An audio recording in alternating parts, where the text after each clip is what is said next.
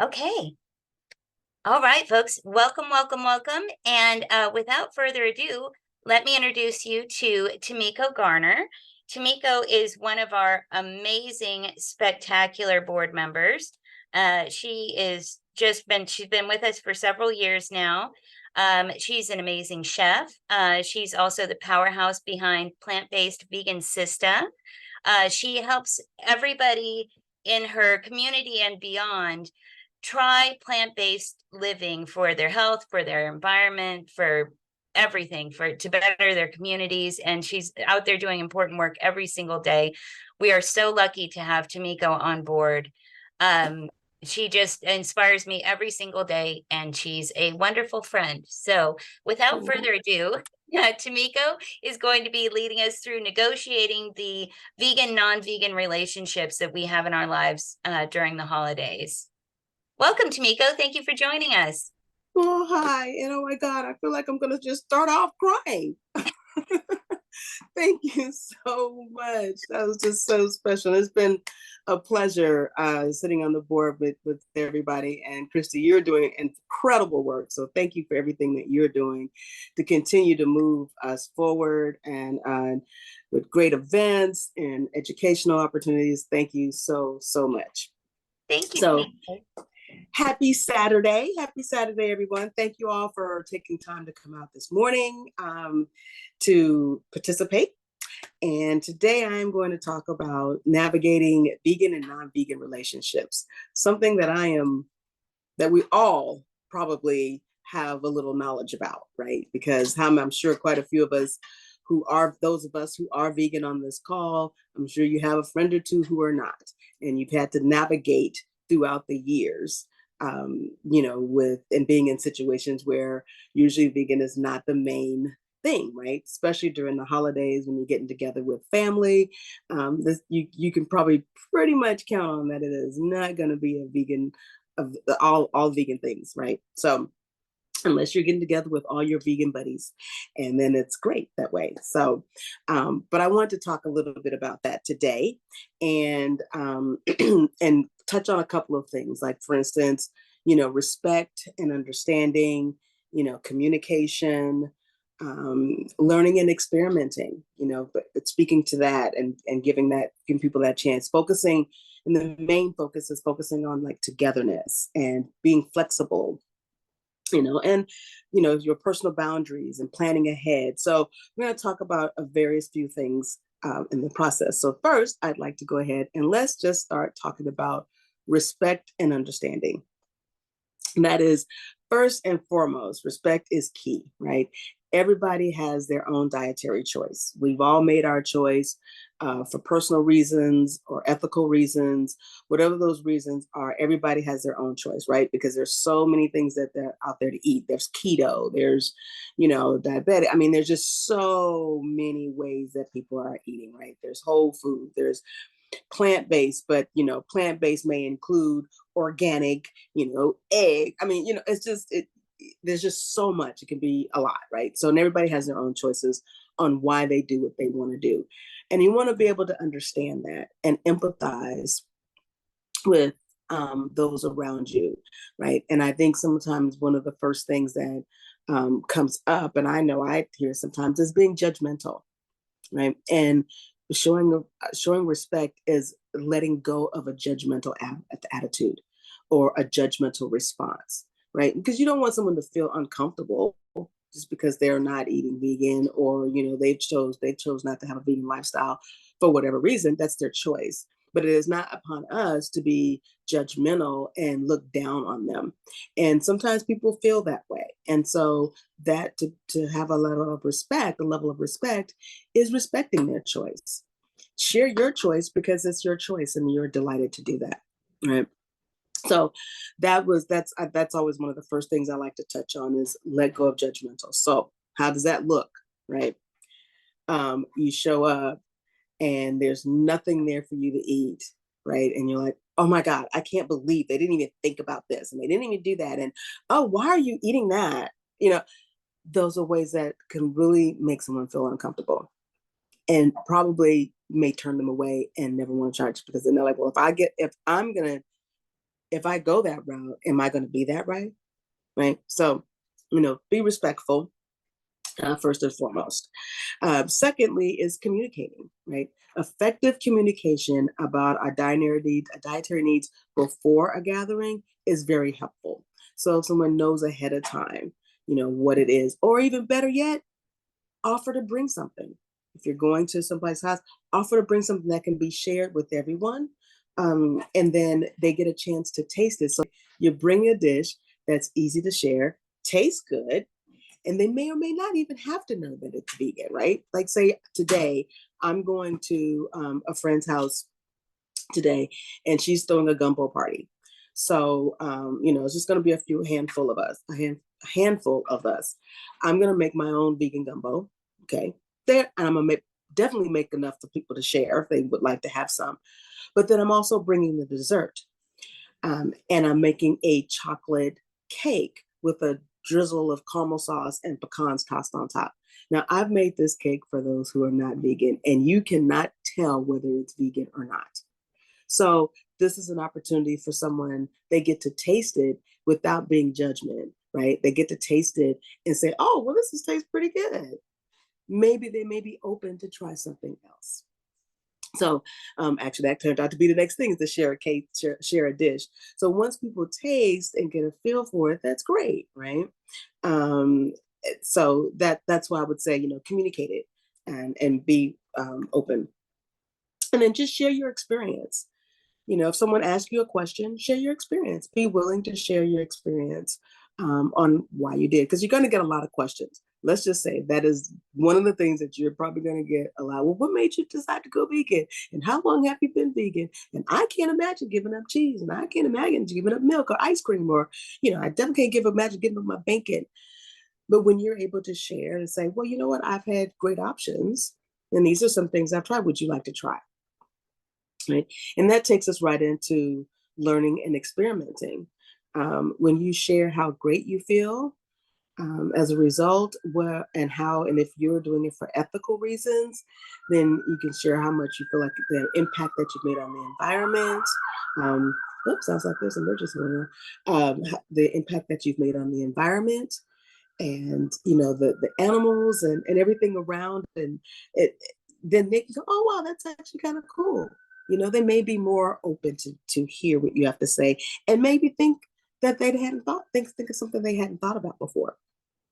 So so you can share your learning, like, for instance, myself, I've always had acne prone skin for most of my teenage years and some of my adult years as well. And then I noticed that once I released dairy out of my diet, that my face cleared up. Of course, now people are like, wow, your face, your skin looks great. Well, here's how I did that. This is what helped me, right? Now, everybody's body is different and we all have different reactions, and it could be different for you, but this is what worked for me. Would you be, they may be willing to, oh, okay, that's great. Think about that. The other key I would think about is focus on the reason for the gathering, right? It's to enjoy your friends and family, right? It's not so much about the food. So take it. Sometimes you can even divert the conversation and say, hey, we're here to have a great time. Tell me about you. Because then sometimes the conversation gets so tight about what you are that it's not turning off to the other person. So, find out about them, ask them questions. It's, just think about, you're there with your loved ones. So make it about the moment and being present, and not so much about the choices that you've made to eat or, to live your life, right? So that's one of the other thing is flexibility and compromise. So for myself, most of my friends are not vegan or vegetarian for that matter. I had been vegetarian for 30 years prior to going vegan, and now I've been vegan for 7. And so that's 37 years of my life that I have been eating different than mostly just about everybody around me, right? I don't even have a vegetarian friend, I don't think. And so obviously when we're going out for things for like birthday dinners or girl gets togethers is usually at a steakhouse. It's usually a steakhouse. And so I've learned to be flexible and plan ahead and look ahead and figure out what on there can I eat. But you know what has happened over the years? Because I've been flexible, I have not been judgmental, that they have opened up to going to vegan restaurants. So they said, okay, you know what, you always go where we go. So why don't this time you pick a vegan restaurant? Even now, when we take girls' trips out of town, we are now, incorporating going to a vegan restaurant in that city or enjoying a vegan meal. So because of all the years where I have been flexible and not as judgmental, now it's opened them up to it.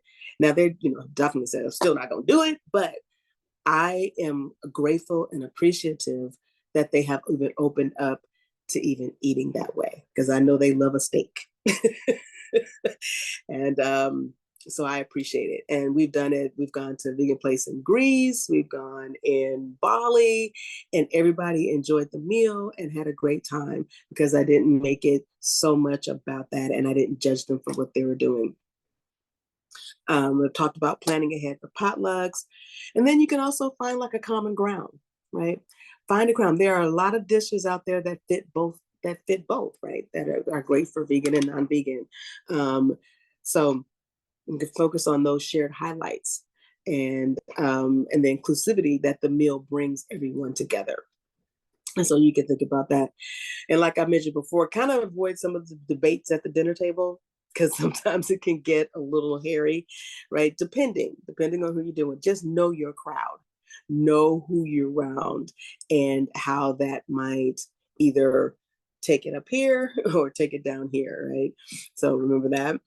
And then hosting. If you are considered with the host responsibility, that the needs that they're trying to make sure that they have a balanced mix. So you may even suggest, like I mentioned earlier, suggest that you can either bring something, or they may say, hey, do you have a great recipe? Maybe even let them try an easy recipe. Bring the goods and they can try to make it. So that's also another thing. That's the thing I just thought about. So I think just being able to understand where people are and not judging them for that, having empathy for them, being understanding, listen first. We got 2 of these and 1 of these. So let's listen more than we speak. And with that, I am going to open it up for questions, because that's a perfect time now for me to listen and allow guys you to ask me questions. Thank you. Does anybody have any questions? Are there any questions in the chat? No questions in the chat? Yeah, now's the time, folks. If you want to turn on your microphone and camera, or just your microphone, or drop a question in the chat, now is the time to do it. Tamiko, thank you so much for that amazing presentation. It was really moving, and I think it's so important to remember that the majority of us didn't come into this world as vegans. We're all, I mean, there are a lucky few who did, but it's not a lot of us, that's for sure. And we need to respect where everybody's at in their vegan journey, especially if we want people to come and join the team. We have to be welcoming and polite and willing to have the discussions and meet people where they're at, or avoid the discussion entirely and say, hey, let's talk about you. I love that idea. I love that idea. I have a lot of supportive family members, and I have some family members that are not supportive at all, but and that's a good tactic to use. I didn't even, honestly, I'm going to remember that next time I have to deal with my Uncle Tim. Uncle Tim, just so you know, I'm going to be using this tactic on you. Looks like Danila has a question. How do you handle when someone adds a meat ingredient by mistake in a special dish they made just for you, like Caesar salad? Oops, the dressing has anchovies. Yeah, that can happen. So, one, you can thank them so much for taking the time and the energy to prepare something special for you. And just say, unfortunately, if this has anchovies in it, that is considered a meat product, that is an animal product. So I'm not able to add that. Now, if they haven't put the dressing on the whole salad, then there's an option like maybe is there enough? Do you have olive oil and vinegar or something like that that maybe you could put on it? But if they've already put it on there, then you see if there are any other options that can be done. But one thing is to try not to make them feel bad about it, because they did take an effort. They were making an effort to do something special for you, and they just didn't realize, it was a mistake. I'm sure, like you said, they didn't do it on purpose. So, you could see what other options, or maybe say, hey, do you have any extras that are left over from what you were making with the Caesar salad? And I can maybe whip something up from that, but, to find the solutions. Nilu said, you said all your friends are non-vegan. When you host at your house, do you ask only vegan? At my house, would you be flexible? Oh, I'm very flexible. I have dated I was married for like about 14 years. I was vegetarian at the time. So I did eat, some dairy, and but I didn't eat chicken, beef, turkey, or any of that. And I understand that I'm the minority. And so I base things based on the minority. So I'll do things on the majority. So no, I am very flexible. I've dated men who are not vegan. Yeah, D'Amico, I have a question for you. yeah. So if you're in a situation, Mhm. I love that you mentioned that it's more about spending time, like when you go out with your girlfriends and they prefer to go to steakhouses. And Mhm. so if you find yourself in a situation where you're at one of these uh omnivorous restaurants and Mhm. there isn't anything on the menu, how do you handle that situation? Well, I learned that the hard way, is that 9 times out of 10, I will always look at the menu before we go on. So I'd always have an idea of what's happening before I get there. Um, that's my one thing that I will do. Even if I'm in the car and we decide at the last minute, I'm in the car looking it up, trying to figure it out. Um, so I usually end up making a meal out of side dishes.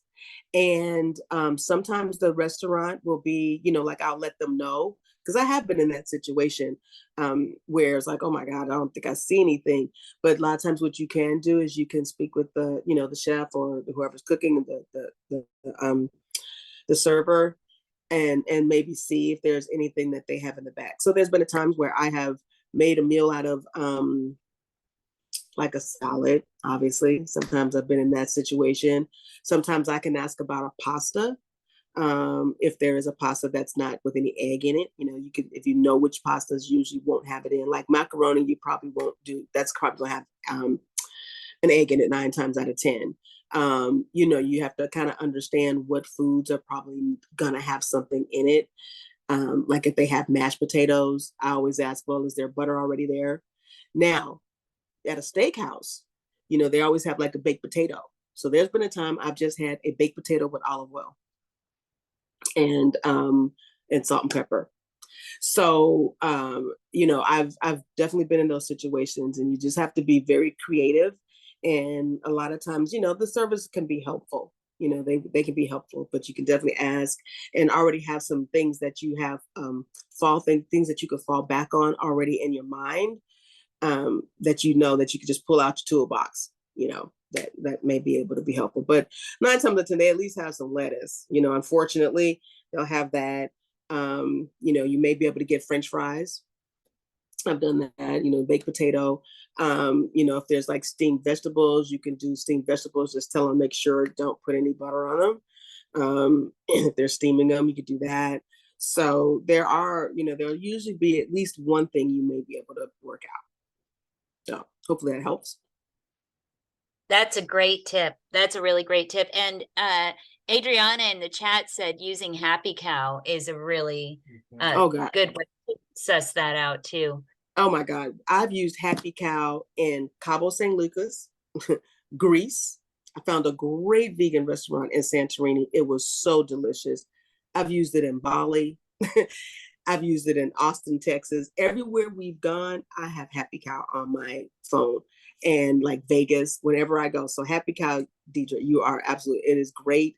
I have found anytime I've traveled, I've used Happy Cow and taking people with me, and it's been a good experience. And I also use it too to find restaurants that have both vegan options and non-vegan options, right? So, and yeah, so that's a great tool too. Yeah. We love Happy Cow. Thank goodness for Happy Cow. And Happy Cow was around long before a lot of other options. I mean, now we have a situation where there's like the V Kind app, and there's a variety of different apps now that kind of help us find vegan food. Mhm. But it's important to not dismiss those omnivorous restaurants that have vegan options, even if they're not actually on the menu. That's such a good point, Tamiko. Just be creative, use your Mhm. noggin, and don't be afraid to discuss it with your server. And honestly, chefs like Mhm. the challenge. I Yeah. know a lot of my chef friends who are not vegan really appreciate the challenge when a vegan comes into the restaurant, and they can get creative and not Mhm. have to do the same thing that they do all the time, every Yeah. day in, day out, because chefing is, the culinary arts. It's an artistic expression. It's not just so when you go into a non-vegan restaurant and give them the challenge of creating a vegan dish, a lot of chefs will appreciate that. Mhm. Delana said, I held a recent volunteer event, and my volunteers were so thankful that I included vegan and gluten-free options due to being vegan myself. I held a birthday party for my son too, and the parents were so grateful for the vegan and gluten-free options and healthy organic vegan veggies and fruits. They said, we attended the right party. More people are excited about it these days. And that is so true, because now you're hearing about, gluten free, right? So it's vegan and gluten free. And I think, we're seeing a tide that's turning, right? We're seeing um, individuals. I mean, I'm finding out, you're starting to see more restaurants are having more vegan options, even, or even stuff that are making it easier to make it a vegan option. I would say probably the hardest thing that you don't see very often on the menus are vegan desserts. That's always kind of usually you don't get too much of the desserts. So you have to kind of play with that too. They may have a sorbet, um, or something like that. But very rare. I'm waiting for them to get to that part. But I take the savory options for sure. Oh, or you think ahead and plan ahead, and you order some cupcakes from Deliciously Vegan SF, Oh, and you bring those on with you, and then you have then you have your dessert right there. exactly. Love it. Love it. Little That's so shout out great. for Hillary there. Love you, Hillary. I love Oh, the idea of bringing food to events though. When you share food, it's such a great way to share the goodness and the wonderfulness of vegan with people, mm-hmm. but also to um really show them that you appreciate them. Like, I took Yeah. the time to do this so that you would, because let's be honest, a lot of times folks wouldn't try it if you didn't have that added little guilt factor of, oh, but I made this for you. So you can kind of, I know that's something we were discussing earlier, in the reverse, where if somebody made something for you and it's not entirely vegan, what do you do? You can flip that on its head and make something for somebody that you know isn't vegan and say, Yeah. I made it just for you. Please give it a try. So Right. I always find that if you want people to join you on your vegan journey, if you want people to take those first steps, if you want to open up people's minds to plant-based eating and a vegan lifestyle, the Mm-hmm. best way to do it is kindness. Like, Exactly. you hit the nail on the head there, Tamiko. You really did. Like, that's yelling and screaming is great in certain circumstances, but I think when you're actually trying to win over your friends and family, that's not something that's gonna actually Yeah. work for you very well. Because you have to remember, they remember you when, right?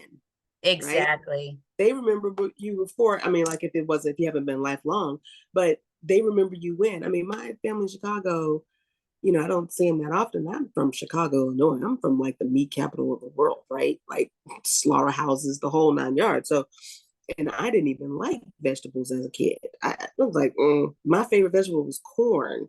And I thought I was doing things. Greens, oh my God, I would throw greens out. I was like, no way, I don't want to eat greens. Now I'm making greens. They're like, what? So they still sometimes don't remember. Like my family reunion, we went, had a great time, but they didn't think about and I'm the only one really for the most part. So I think there was one other person, and what I had to eat was string beans.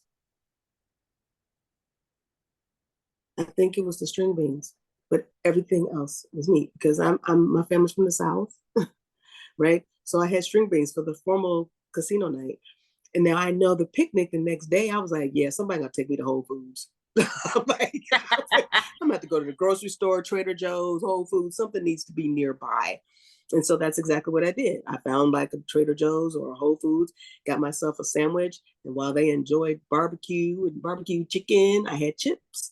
And I did that. So, you do have to think out of the box, sometimes, and they're not doing it, to be mean. They just it's not in their purview. It's not anything they have to think about every day, and they don't encounter it every day. So, I'm the minority. So I deal with it a lot, y'all. But my mom is a sweetheart. My mom is a sweetheart. She'll get something because I stay with my mom, and she's like, I made this, it's vegan, it has no dairy in it. And I'm like, oh, I appreciate it. So she's, always very thoughtful. So, it's, you have those few, and you're appreciative of the ones who are thoughtful and think about it. And you make sure that you show that appreciation, right? It's like Pavlov's theory. Is that what it is? That you want to acknowledge what acknowledge the behavior that you want to be continued, instead of just constantly, you know, about what doesn't get done. And then they'll feel like they have the excitement to continue to do it. That's such a good tip. That's really important. And I wanted to address something that was in the chat, and I totally agree that chefs are in a stressful situation a lot of times. That's totally true. And you're 100% right. Not every single chef is going to be like, oh, yay, something I don't have on the menu. Right. And a suggestion came up, like, that's when calling ahead is so important, and saying like, hey, my ex-husband was not vegan, and we would go to our holiday dinners at this place called the Buckadorns. It was when I lived in the Netherlands, and they were used to me after a while. But the very first time I went there was really nothing for me to eat, because it's a typical Dutch fancy restaurant. Everything cream in it, everything had butter in it, everything was like, but I learned that if I just give them advance notice, like if I call them a week ahead and say, hey, I'm going to be coming in on this night, I would have the most spectacular meals, and everybody else at the table would be so jealous because I had something that was specially created just for me. So don't be shy about reaching out to people, but I do totally agree. It is important to recognize that working in the kitchen is a stressful job, and I've been in and out of restaurants my entire adult life, so I totally agree and appreciate that comment. So I wanted to address that for everybody, because it's true. Yes, Working in a kitchen is not all sunshine and roses. It is not. It's It's a not. lot Not of that I have. fast-paced work. Yeah. Yeah. That's great. Did anybody else have any other questions, comments?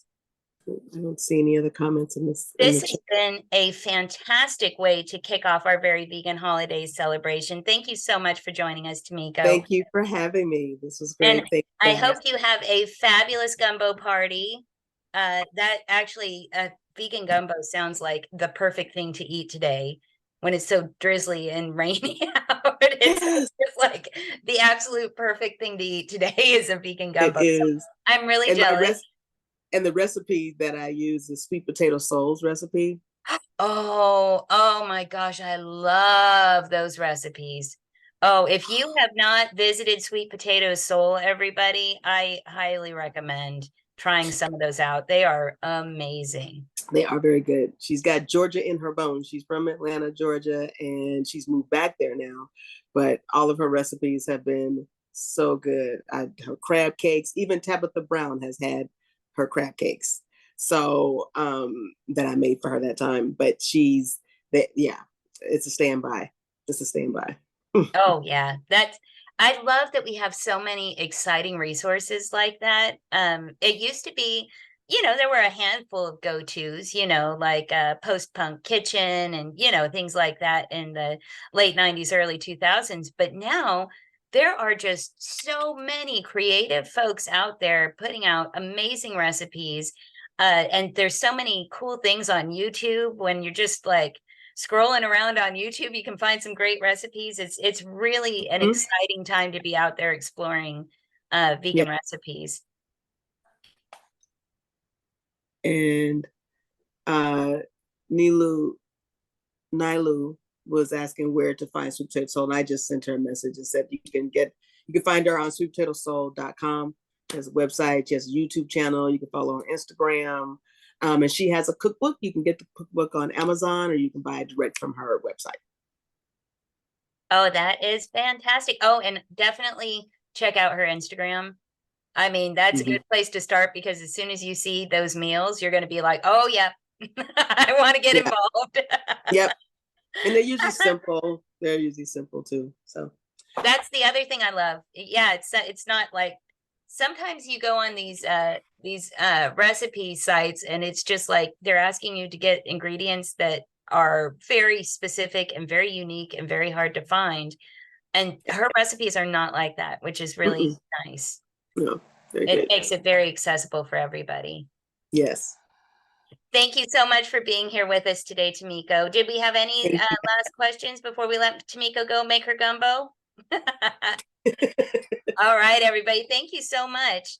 And we'll Thank you guys. Tomiko. Thank you. Welcome back, everybody. Thank you for joining us for Very Vegan Holidays today.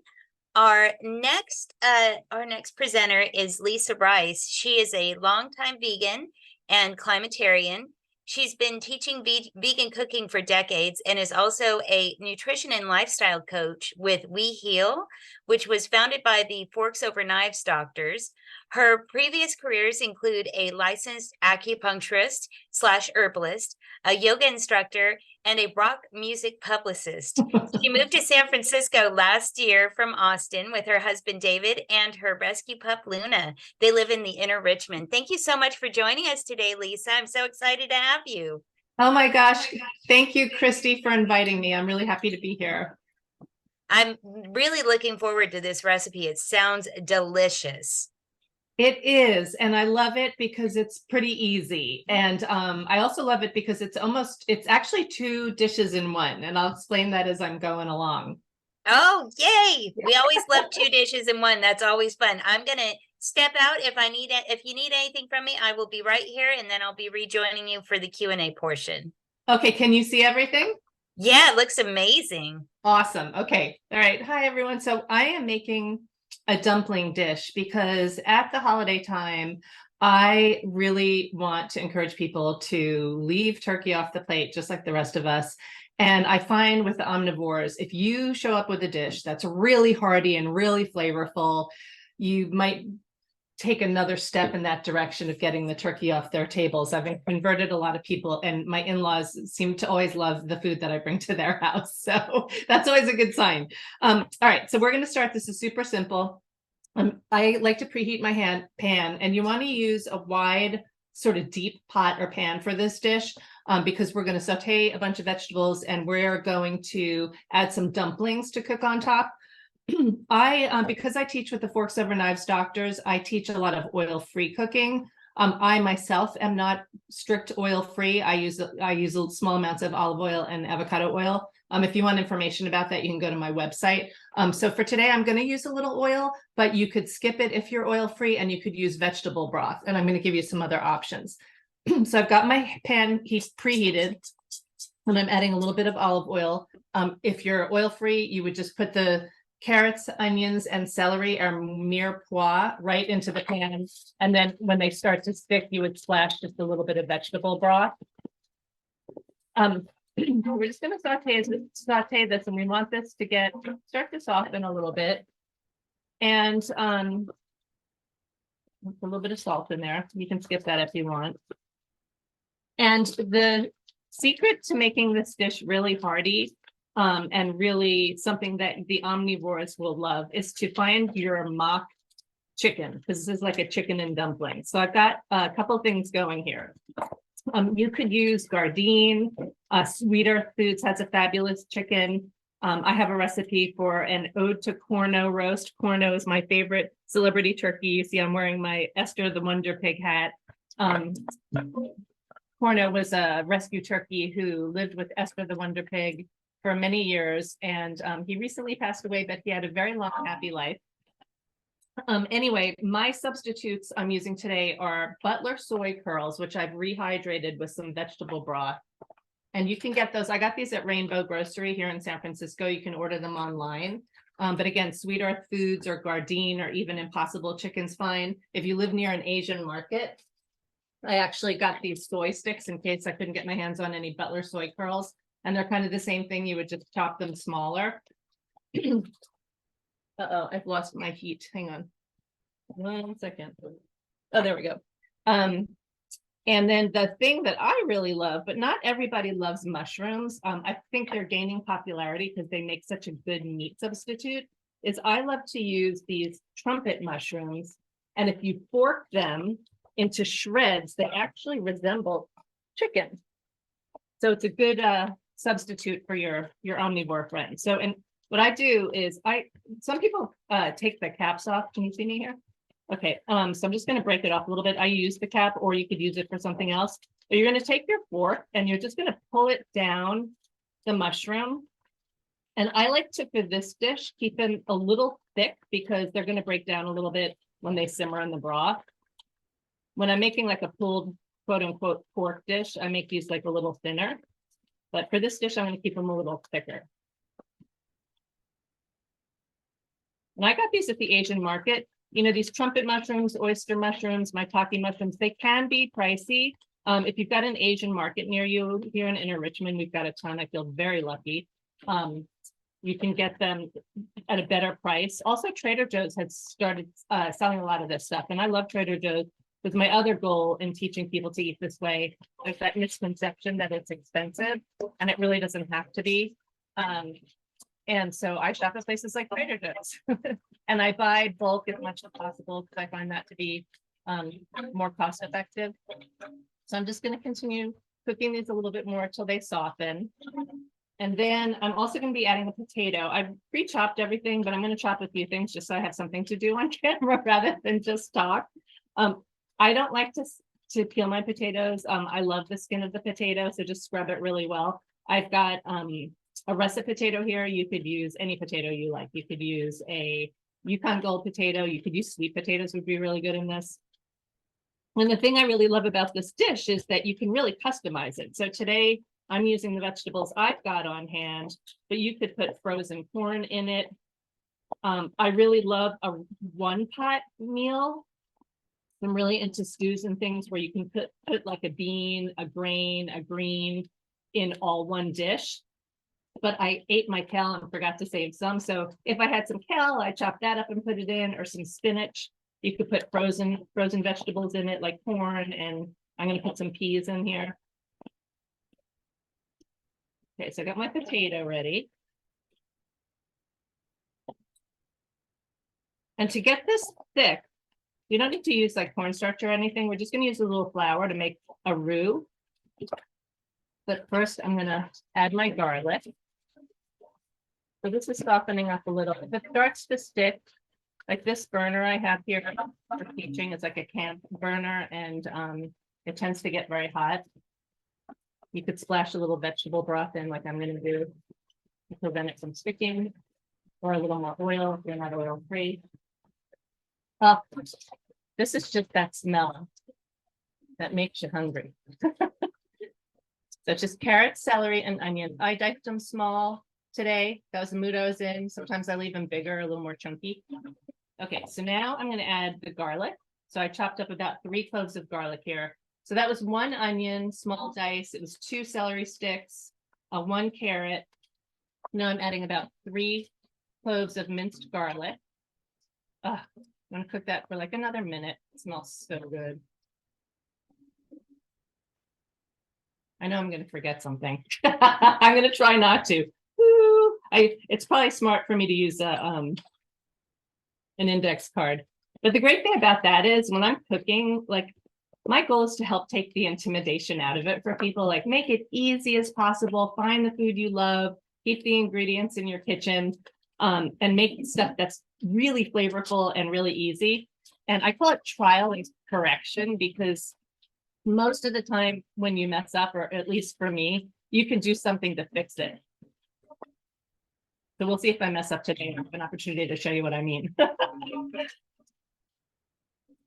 Okay, so now I'm going to put in, I like to use during the holidays a combination of rosemary, dried thyme. I love marjoram and sage. Those are sort of classic holiday herbs and spices.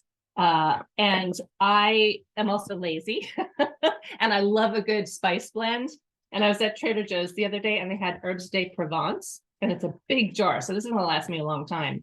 And it's got all those things in it plus a little lavender. So I made my dumplings the other night with this, my dumpling dish, and it came out so good. So we're gonna use that today. So I'm gonna put about a heaping tablespoon in of my Herbes de Provence, and it smells like stuffing now. Another reason why I love this dish is on my website, when you look at the recipe, it's basically the same exact dish as my pot pie recipe. The only difference is if you're making a pot pie, you're not going to use as much liquid. For this dish, you need the liquid to put the dumplings in.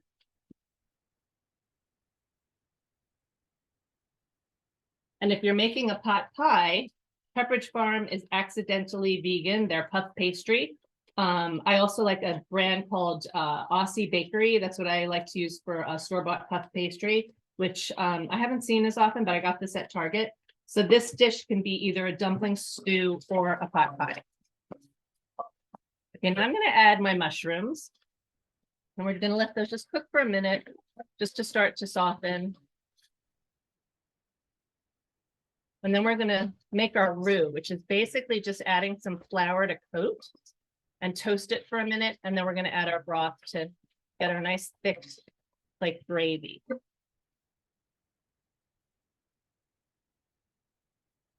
So I've got mushrooms and soy curls today. I'm just going to use both for the purposes of this demo.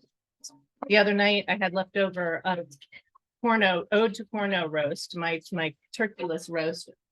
And I put some of that in. It was very delicious. Actually, I wasn't making dumplings with that. I made a pot pie with that 2 nights ago and it's gone. It was so good. Okay, we don't need to cook these too much because we're going to simmer this in a minute with the potatoes and everything. So I'm going to go ahead and add my flour. So you can use, if you're gluten-free, you can use oat flour or brown rice flour or rice flour. I'm using a white wheat flour today. I've got like every flour under the sun. I like whole wheat pastry flour. This is a white wheat, so about 1/4 cup. And remember, I rehydrated, or maybe I didn't mention this. I rehydrated my soy curls before a few minutes before, and you can just do it in hot water. I actually added some broth to it. I really like the Edward and Sons not chicken cubes, and they're I think a good value and they last a long time. That's my husband. He's doing my filming. And then I really like the Better Than Bouillon. If you're oil free, this one, the vegetable has no oil in it. The chicken free one does have oil in it, but it's very delicious. So those are two of my favorites. If you're going oil-free and you're watching your sodium intake, I just discovered this Hello Fat, PHAT, which makes a nice broth. And I mention all those things because I work with the Forks Over Knives doctors, and I work with a lot of people trying to reverse disease with a whole food plant-based diet. So I've got to always give the option to go low sodium or salt-free and oil-free, because a lot of them are reducing the oil consumption for various reasons, which I write about on my site. My main thing is do whatever you need to do to reduce animal foods on your plate. So oil isn't the first thing I tell people to reduce. And some people never do, like me. But if you're trying to reverse disease, cut out the animals and the dairy and the eggs. Better for all of us, better for us, better for the animals, definitely better for the planet, right? Okay, so now I'm going to go ahead and add my broth. So what I've done is I've mixed a couple of the Edward and Sons cubes in here with some hot water. Let me make sure I've got everything here. Oh no, you know what? See, I told you I was going to forget something. I put my soy curls in. That was the end of the bag, so a couple of the pieces of them are really small. Mix those in.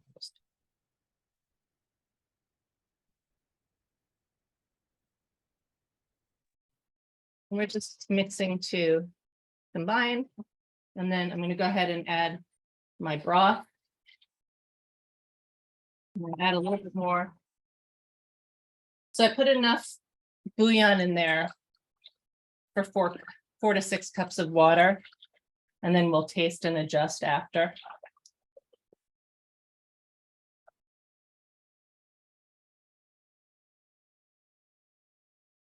And like I said, I like those because they're a good value. They go a long way, but you can also use obviously some store-bought broth in these shelf-stable containers. They have the vegan chicken flavors. I don't think Trader Joe's has that, but a lot of the stores do. Rainbow Grocery, I got one there the other day. Okay, so now we're going to add our potatoes because we're going to need to have those cooked till they're about fork tender. And while our potatoes are cooking, we're going to go ahead and make our dumplings.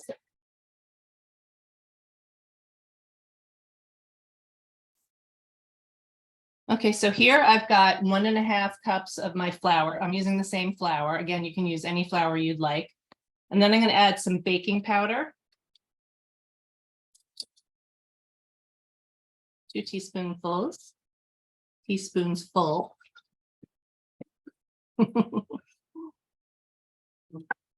And if you watched my YouTube live the other day, I made this then as well.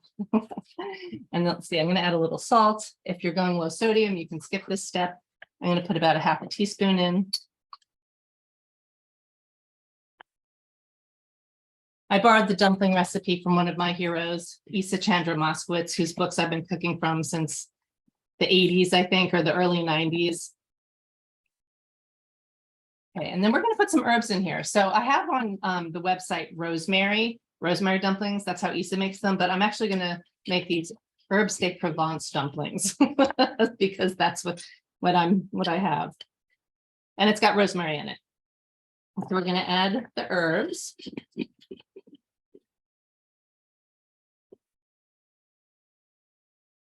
The only downside to cooking, teaching virtual cooking classes is that you don't get to smell or taste the food. And I love to feed people. But I hope you make this at home because it's super easy. Okay, so now I'm going to add some plant milk. I've got this almond cashew macadamia mix from Trader Joe's I really like. You could use almond milk, soy milk. You probably even use water. And if you're oil-free, you can use applesauce, works really well for dumplings, or you can use a little plant-based yogurt. It's a little more sticky. You could probably use a flax egg, but I'm going to use oil today because I can, because I want to. But when I'm teaching my classes for WeHeal, I wouldn't be doing it with oil. So we're going to put a couple tablespoons of olive oil in here.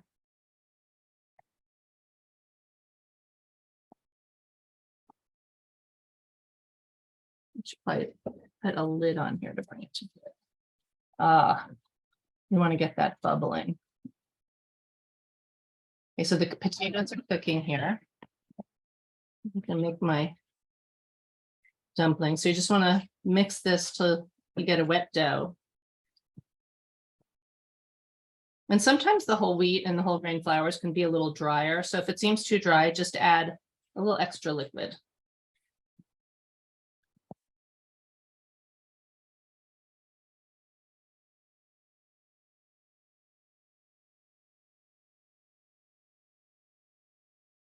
Surprised it's dry today because it's pretty humid here in San Francisco. I'm so used to answering questions while I'm cooking. I'm like, it's so quiet. Okay, I'm gonna add a little bit more liquid. I don't know why. I think it's because it's a white whole wheat flour. It's a little bit dry. So you want this to be a little wet. See, it's trial and correction.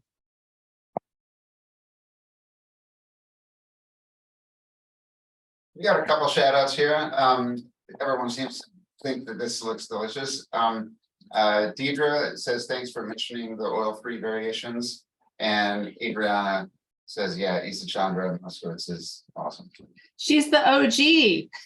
I love her still. If you ever go to New York or Omaha, I haven't been to her restaurant in Omaha, but I have been to her restaurant in Brooklyn, Modern Love. It's fantastic, as you'd expect from Isa. She's my hero. Okay, so the other thing that we're going to put in here that's going to make it super creamy is we're going to put a little cream, a little cashew cream. I use cashews a lot. I actually buy the cashew pieces because they're cheaper. If you could get the cashew pieces in bulk, yay. I'm pretty sure Rainbow Grocery has them in bulk. So you're gonna want to take them, and if you don't have a high-speed blender, soak them. I actually did soak these in a little hot water so it wouldn't take as long to whip them up, even though I have this NutriBullet. I've got a little water and I've got a little bit of this Better Than Bouillon paste in here. But I'm going to add a little milk too. So the other night when I was teaching a cooking class on YouTube, I needed cashew cream for dessert. So I actually didn't put the vegetable broth in it. I made it with some almond milk, but water would work as well. I'm going to put a splash in here. And this is going to be added at the end to really make this just creamy and delicious. Now, I like a little bit of fat, particularly if I'm feeding omnivores, which is why I'm showing you with the olive oil and the cashew. It'll still taste great with less fat. But if you are oil-free or you're on a low-fat diet, you could use oat milk, works great, soy milk, almond milk, any of the above. I wouldn't recommend coconut milk because I find the flavor is too strong, but some people might want to use coconut milk and it'll probably be delicious. Okay, I'm going to whip this up.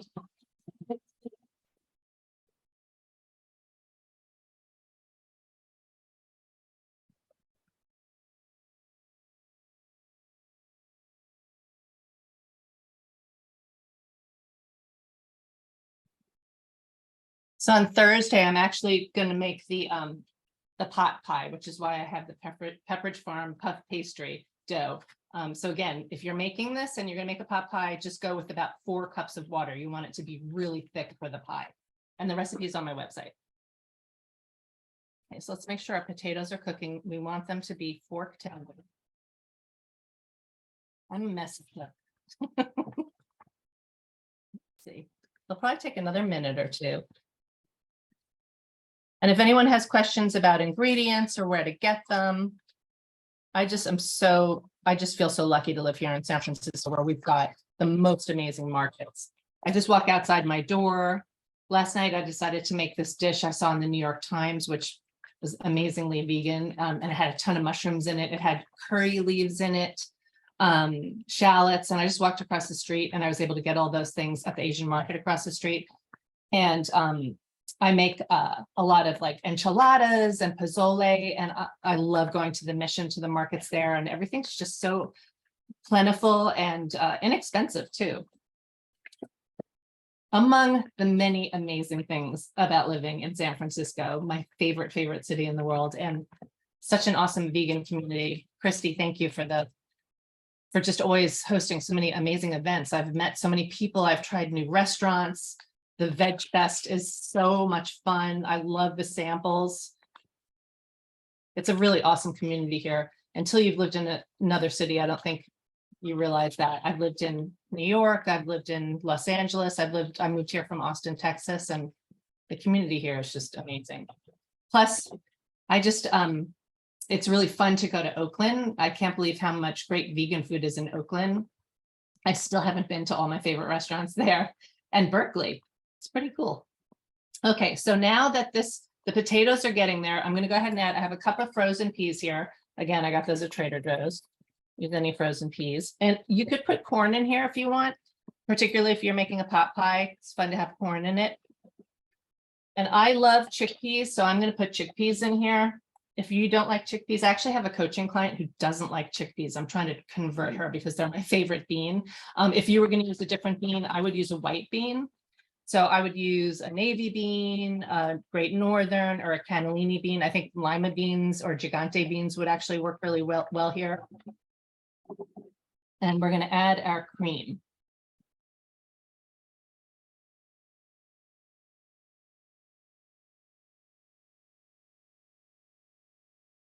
Bring this to bubbling again. Before I add the cream, just get it simmering a little bit more. Oh my gosh. I really want to teach some in-person classes because my love language is feeding people. And what I loved about teaching at the Whole Foods Medical and Wellness Centers, we had a big room and people would come and we'd cook the food and everybody would get samples of it. And I'm trying to figure out how to do that here in San Francisco. I could probably do it in this apartment with about 6 people. But I'm thinking about trying to find a space because I love just eating together and the community aspect of it. Okay, so here goes our cream.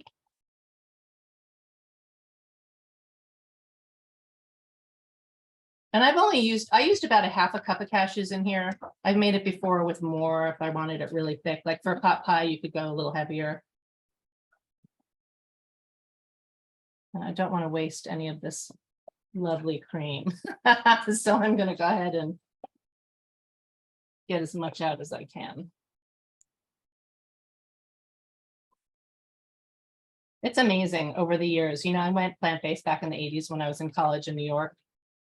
And I went macrobiotic and I learned to cook, you know, all the basics, greens, beans, grains. There weren't very many vegan products and cashews weren't a thing yet.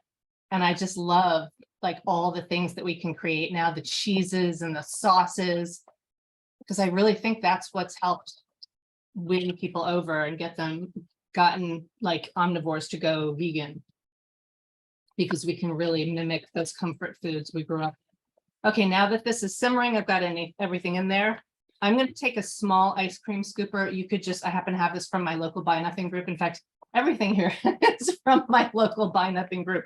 But I'm going to use this, the smallest ice cream scooper to scoop my dumplings. You don't want them to be too big. Would you grab the bamboo lid for me? Yeah. And I think we'll get about 12 or 14 dumplings in here. Thank you.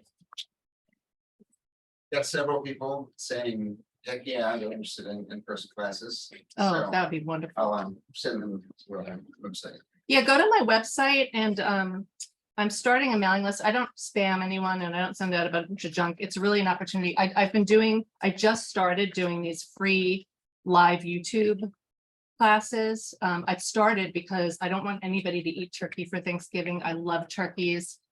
Like when you meet a turkey, I don't know how anyone could eat them. I got to hang out with them at Farm Sanctuary. And anyway, I really wanted to offer my Thanksgiving recipes for free.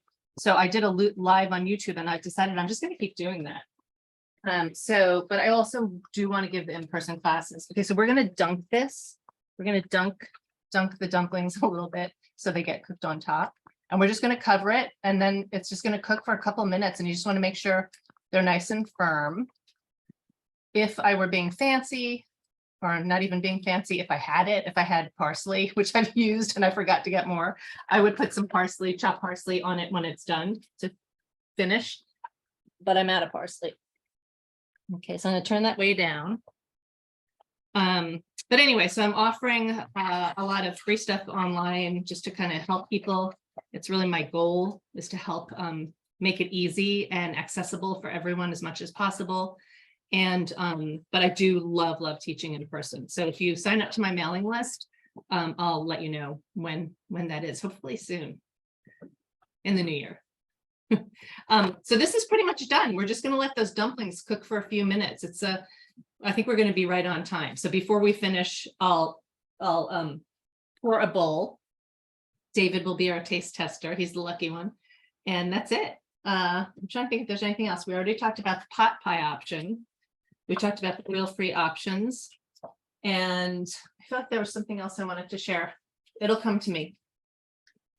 That's it. Oh, Yeah. are you making a bowl now? No, we gotta let Oh, the, we okay. gotta let the, Okay, so, no. be patient. All right. We gotta let the dumplings Just- cook. I, Okay. I Let the think, I dumplings think cook. you're speaking for all of us. We're all like, oh, I want a bowl too. Can I have a bowl? You do not know how much it kills me that I cannot hand this to you and say, help yourself. We would love, San Francisco Vegan Society would love to collaborate with you on some cooking classes. Let's Yeah. definitely make that happen. I think that would be so much fun. And that's something that our members are always asking for more of. We all love to like the Zoom demos and the YouTube demos. All of that is so much fun, but it's so much more exciting when you can actually taste the food. And I think I speak for everybody when I'm like, yeah, more cooking demos. Awesome. Yeah, I mean, I'm a nurturer, so I love to feed people. And so it's so much better when I get to do that, but also just the community of it, just Yeah. meeting other people and eating together, dining together, just feels good. It's absolutely the best. Yeah. I'll send some venue ideas to you. Maybe we can start those in the new year. That would be so much fun. Oh my gosh, I would love that.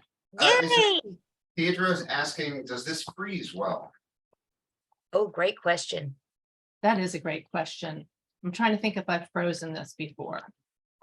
It probably would get pretty mushy is my guess. Like what you could do is you could make the whole thing without the dumplings and just make the dumplings separate. And then when you heat it up, like the base will freeze well. I don't know about the dumplings. I suspect they would get, Yeah. if you took all of this, it would probably be fairly mushy, would be my guess. Whatever. It says- I just want to make sure the dumplings are done. I gotta let them see. You gotta be patient because if you start stirring them too soon, they're gonna break apart. I love that you're using soy curls. That is one of my favorite alternate meat substitutions. They're inexpensive. They're so much fun to work with. Yeah, I love Butler. And also they have a really great, I couldn't find mine. I think I left it in Austin with my son, but they have a no chicken seasoning that they make. And I often use that to season up my sort of chickeny dishes. So yeah, and you can get their stuff online too. You know what? I didn't even look. Rainbow might have their seasoning. But I love that Rainbow's got the soy curls back in stock. During the pandemic, they were kind of hard to come by. So it's really good to know that they're back in stock over at Rainbow. And we love Rainbow. They're really good friends to the society. We work with them. We collaborate with them frequently. So go and support your local co-ops, everybody. That's a really good thing absolutely. to do. We've got two great ones in our fair city. We've got Rainbow, and then we've also in the Outer Sunset, we've got Other Avenues. Love them too. Oh, is that the one by Judalicious? Yeah. Oh, I love that place. I Yeah. love both of them. We don't have a car yet, so it's a little hard for me to get to Rainbow because we live in Inner Richmond, but actually we have a neighbor now who said we can use his car. So I was able to go the other day. I love Rainbow. Oh my gosh, I was going crazy in there because they have such a fantastic bulk section. Oh yeah. Like I got a lot of seasonings in bulk. I got tahini in bulk. Oh my gosh, I love chickpea miso. You could put miso in here too, by the way. I have like 5 different kinds of miso in my fridge at all times. And chickpea is my favorite. And here the Asian markets have really great like white miso, yellow miso, red miso. But I can never find chickpea miso. And they actually have it in bulk there. I got some, they have a miso bar at Rainbow. It's amazing. So Oh I'm yeah. like a kid in a candy store when I go to Rainbow. Okay, I think this is done. Oh, Look I at this. can't wait to see it. Can you see it? Oh, wow. Look at that. So like I dare any omnivore, any meat eater to eat this and not be like, this is good. That's always my goal, always my goal. And honestly though, if it doesn't, it's not that hard. It's easy if you have the puff pastry, make a pot pie. Like if you're going to a potluck on Thursday, make the pot pie. That's what I'm going to bring to my potluck because that's really fun. You slice the piece, it's all savory and it's got the flaky crust on it. Any other questions? Oh, you're At waiting. this point, Oh, well, I'm just looking for a hero. Okay, so- I'm gonna go ahead and put some in a bowl. Like, look at that. So you've got your mushrooms that oh, look like wow. chicken. You've got your soy curls, which, yum. You know, for that potluck, try to, unlike me, try to remember a little parsley just to make it look fancy. Look at that. Oh, that looks amazing. Actually, hold it right over the, that for instance. Oh, he's gonna take a photo for me. Well, yeah, just. Are you? Okay. Hold it out over, just covering in front of the. Like Come that? toward me. Like that? Here, actually, just send it. Anyway, so does anyone have any more questions? I have lots of recipes on my website. It's kitchenplantastic.com. I've got some articles just about oil and other things. I'm going to be changing it over. I'm actually dropping the Kitchen Plantastic and I'm just going to go by my name because it's going to be easier. But for now, you can find me at kitchenplantastic.com.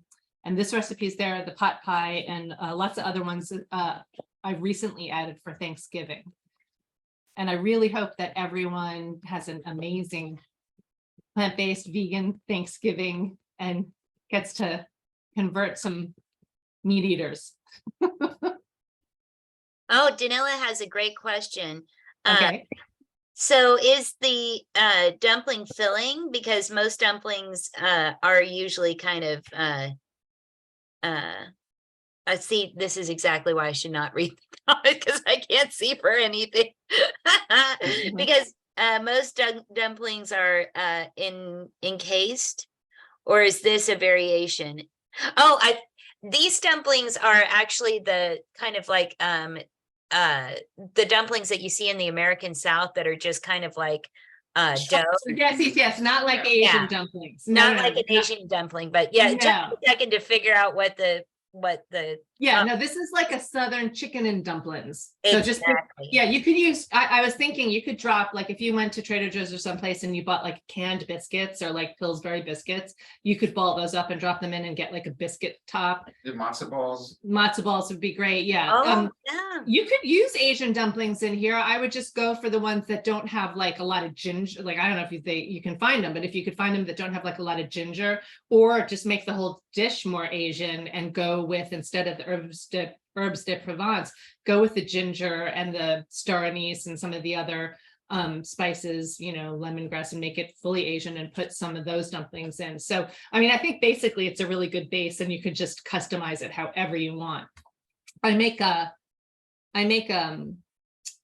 Korean, I love one pot dishes where you just get everything in there. And it's a kimchi jjigae and a Korean stew. It's a jjigae is a Korean stew. And it's traditionally got a lot, you know, vegetables like cabbage or bok choy. And it's got, well, the one I make has kimchi in it and potato and some zucchini. But I actually get the frozen veggie dumplings and I throw those in there too. So it's kind of like a Korean dumpling stew. Oh, that's a good idea. Oh yeah, my it's really gosh. good. I love that. I I'm getting am hungry. so grateful that you all moved out here from Austin. And you know what's Aw. funny is Hannah, who's our next chef, she's Yes. born and raised in San Francisco and moved to Austin. So we're I doing know. She and I Aw. got together and we joked about that. I saw her at the Veg Fest and I knew of her. We were both living in Austin and I knew of her. Did we lose them? No. Oh, and we were both living in Austin and I met her here at the Veg Fest last year. Hannah's she's a crowd favorite. She's our local hero. We love her to bits. It's such a funny coincidence. But I really am so grateful that you two moved out here. It's been so much fun seeing you at all of our events, and I'm looking forward to collaborating with you more. Oh, me too. Thank you so much. And Hannah, I love Hannah. Hannah, I feel so honored to be on this show with Hannah because Hannah's someone I've been following for a while too. So thank you all very, very much. And just have a And wonderful week. let her know that we're walking out the door, and that's why we're not gonna be on the street. Oh, yeah, we're running to Nicasio. I haven't been to Miyoko's yet, so we're going to her Oh hoedown. yes, yep, going out to the hoedown. Yeah, it's raining, but it sounds like they made some accommodations. But we can watch this after, right? Because Oh yeah, we're recording this and we'll be putting it up on our YouTube channel as soon as possible. Awesome. Thank you so much, and we Thank will you. be in Nice touch, and meeting we'll definitely everyone. work together again soon. I can't wait. Okay. Take bye. care. Welcome back to Very Vegan Holidays. Hello, Hannah. Thank you so much for joining us today. I'm so excited to have you. As I was just saying to Lisa, Hannah is a hometown hero. You're a favorite of everybody at the society. Hannah is a freelance recipe developer, food photographer, cookbook author, and senior editor of Vegan Journal. They're the creator of bittersweetblog.com, where you can get a taste of their latest work along with bites of food history, product reviews, DIY products, and local restaurant features. Passionate about big flavors and simple techniques to make vegan cooking more accessible, approachable, and delicious to all. Food is always the most gratifying medium for their unique style of edible art. Thank you so much for joining us today, Hannah. We're so glad to have you. Well, likewise, I am really happy to be here and just so grateful to stay part of the community even after moving away. It means a lot to me. We love you. You have to go farther away than Texas to get rid of us. Okay, I'm not going to try. I'm still hoping that one day I can come back, but until then, I just love being able to do this virtually with you and, just stay active with everything going on out there. It's awesome. I love seeing all the events and everything. I'm so excited about this menorah babka. I saw the photo on your website and I was just like, oh my gosh, that looks so beautiful. And we will be posting a link to the recipe after the demo, so you all can copy down that link and go right to the recipe right after the demo. Well, thank you. Yeah, it was a last minute inspiration. I was so stuck on this because I was wondering, what can I do that's new, but people still want to make? Because I feel like Hanukkah food is a little bit limited. There's the usual menu. You've got to have latkes, some sort of meatless brisket. There's just not a ton of variation in there, and people like that. But what I can do that's different is make a babka that looks like a menorah. So it's just the same flavors you love, more festive for the holiday. And what's really great about this babka is that the dough starts with my basic challah dough. And truth is, you could use any dough that you want, any bread dough. That means you could also start with a pizza dough if you're not confident with making bread. Just get a purchase prepared pizza dough, and we can go from there. So to get started, I'm gonna roll right into this. I'm using bread flour. You can use all-purpose flour. The bread flour just has a bit more gluten in it, and that gives it a better chew and a bite. Just be the same measure if it's all-purpose, just a slightly different texture. Not a big deal. And since we're working with yeast, we are going to proof the yeast in a warm non-dairy milk. You could also use water. I just want a little bit more richness for this because my conventional challah dough does use water. Originally, challah did not have eggs, did not have milk, still doesn't have milk, but we're making it a little bit more special for the holiday. So this is active dry yeast, and that would be 1 packet or 2 3/4 teaspoons if you're getting in bulk like I do. And we're going to feed the yeast with regular granulated sugar. Give it a little mix, and it should start looking frothy and active in no time. And while that is waking up, I'm going to add salt to the flour. You always need salt for bread. Otherwise, first of all, it doesn't taste as good. And second of all, it doesn't rise correctly. So anyone who says, oh, it's too much salt, You need a certain amount of salt to live and to bake. So it's not ever going to taste salty. It just helps the whole process and makes it taste better. We're going to pretend that this is ready.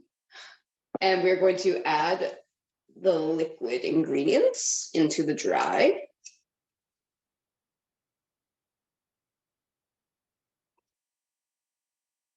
We'll make sure you get all of the sugar in there.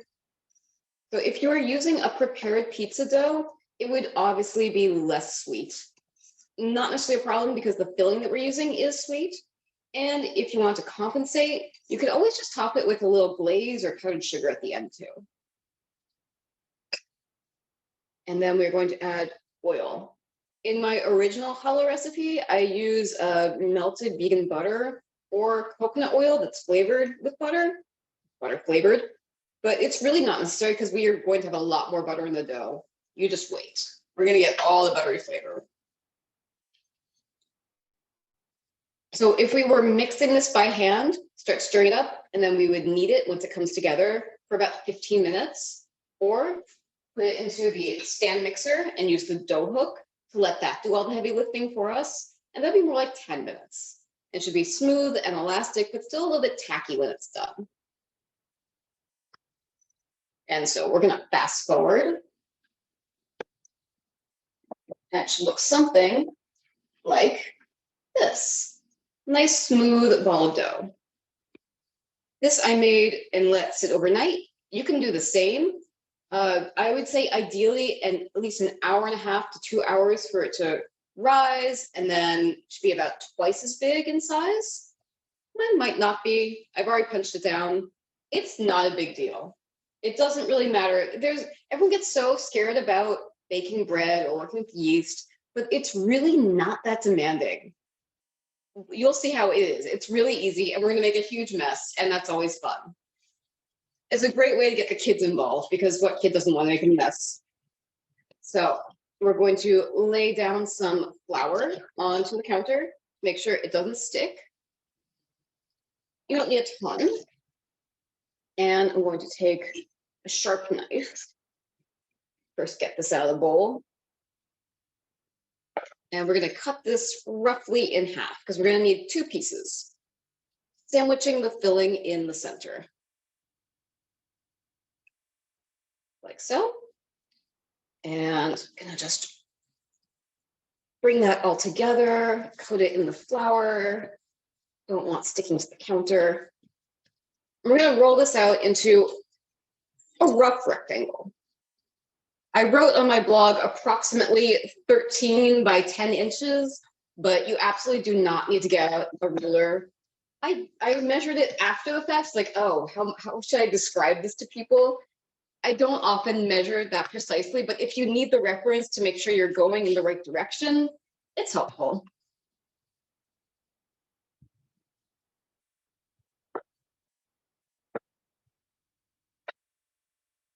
I like to flip it over once to make sure it's not sticking. And it's more important just to get it evenly sized and even thickness.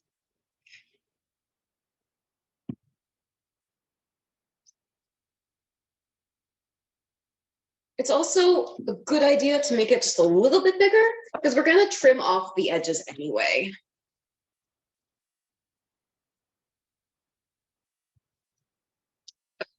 That's a good size. So I've got my sheet pan and I've got parchment paper. But my trick here is I'm going to use the sheet pan upside down because my sheet pan is just a little bit too small. I think it might fit on there, but the edges are going to be bumping up. I don't want to get like really squished in there. I'm going to use the back side of it. And I'm just going to quickly move that over. And you can see it. Even that all out again. And don't worry, bread dough is incredibly resilient. You can see from the gluten. And even if it gets folded over or torn, you can push it back together. You can smooth it out again. Do not stress. So we've got one. And we're going to do the same thing with the other. actually gonna get a little bit more flour here.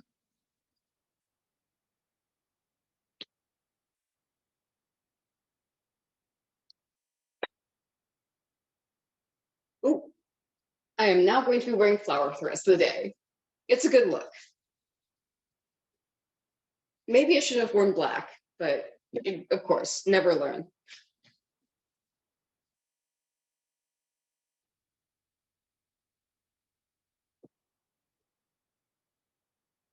We're just looking for something approximately the same shape and size, because these are going to go on top of each other.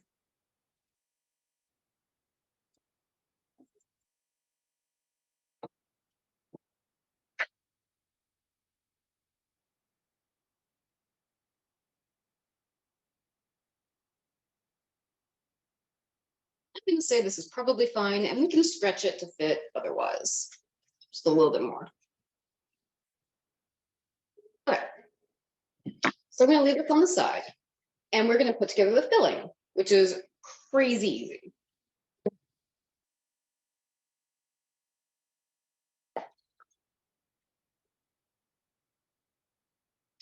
Starts with granulated sugar. You could also use brown sugar for just a little bit more of a warm flavor, or coconut sugar, date sugar, really any granulated sweetener would work great here. And chocolate babka is the classic that everyone loves. I would say also cinnamon is classic, but you say babka, people sort of assume chocolate at this point. Not mad at that. So we're adding cocoa and some mini chocolate chips. You could also just use chopped chocolate if you don't have the minis. We want smaller pieces as well, so there's better distribution throughout the dough. And then we'll add a little pinch of salt. This is a great place to do any sort of flavor variations. You could add in chopped nuts. I said maybe sprinkles if you want sort of that like birthday cake flavor. There's also really great vegan white chocolate these days. Could be fun. You could add do a spread of jam or hazelnut spread, peanut butter, tons of options. Also on the blog, because I'm gonna forget something, I've got all those ideas right there for you. Easy reference. And that's the filling. So now we're going to assemble. This is the fun part where it starts looking like, oh, now it's for Hanukkah. It's not just a random blob of dough. Also, nothing wrong with that, but come on, it's the holidays. We can do better. So we've got our 2 sheets of dough rolled out, our filling, and melted vegan butter. We're going to be generous, spreading this all over the surface. Don't leave a border. And this is somewhere that you could use coconut oil instead if you wanted, but you really do need a melted liquid fat because we need that richness, the buttery flavor. It just brings everything together. I suppose you could use olive oil, but that would be a very distinct flavor. Probably not the best here.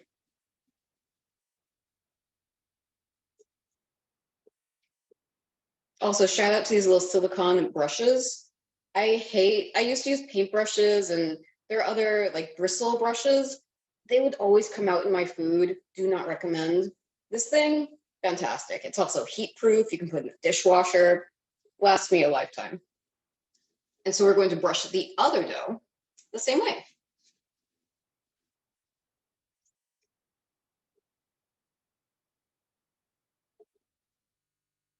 Just pretend like you're painting a picture. This is a great thing to get the kids to help you on, delegate a little bit. They can feel like they're doing something cool.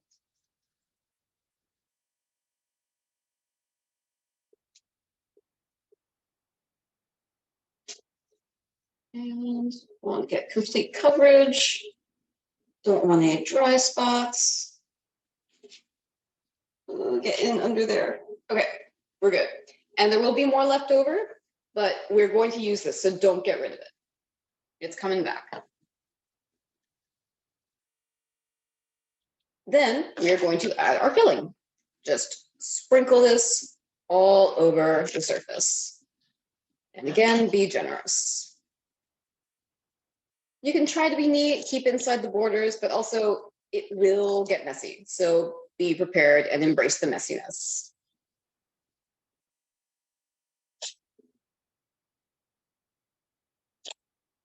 You're going to use all this filling. It might look like a lot, but it will work out.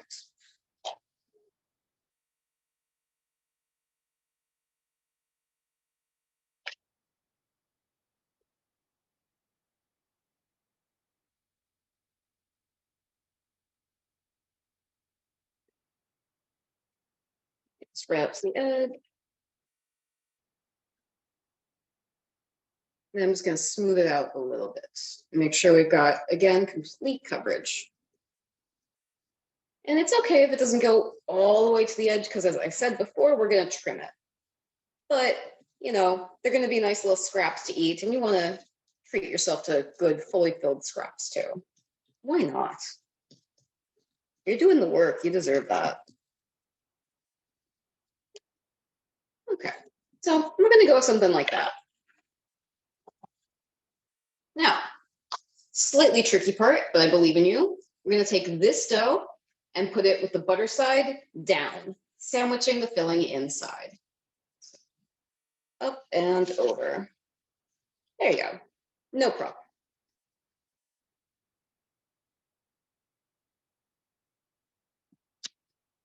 So, I'm going to take this off of the sheet pan while we decorate it.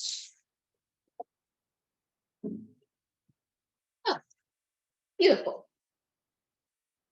Now we're going to make this a nice even rectangle. I'm just pressing down a little bit to make sure everything is adhered. And we're going to just get a sharp knife and trim it. You could also use a pizza roller or kitchen shears. I love these guys. They're real handy, but knife is easy. And again, I'm not cutting for any specific measurements, but just making it an even rectangle here.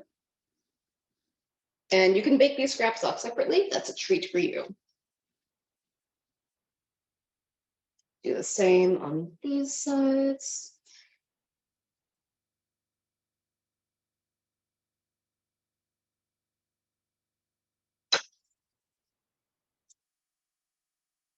There we go. Now we're going to make the rectangle a menorah. Got to trust the process here. We're going to start by taking off about 1.5 inches at the bottom here, the long way. And this strip, we are going to cut so we have it about 1/3 and 2/3.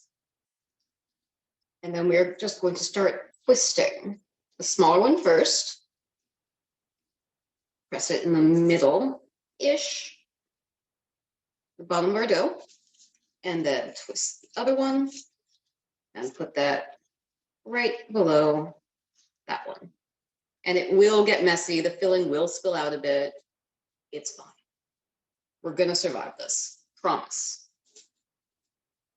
Okay. And now we're going to make the candles. Replace all the chocolate chips. Don't want to lose those.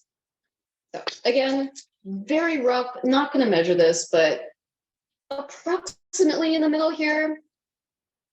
That looks pretty good. We're going to cut about halfway through and get about 1 inch in the center. This is our shamus. So we're going to pull that one out and elongate it and twist it just a few times, like so. And now we're going to cut the other 2 sides into 4 candles. So this is easier now. We just go half, half, half, and again, half, half, and half. And then we twist these, and we keep these down about the same place they were. These are shorter candles. And just 2 or 3 twists.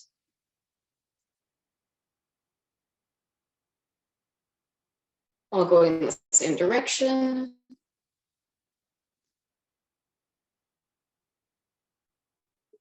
think this is even looking better than my first one. Very happy with this. See, practice. Get perfect, it makes progress. And now you've got a basic menorah. But we can do better. A menorah should be lit for the holidays.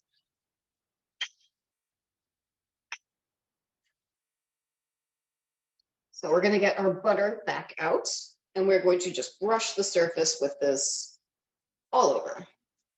It's got a nice glisten on it, and of course, richness, butteriness.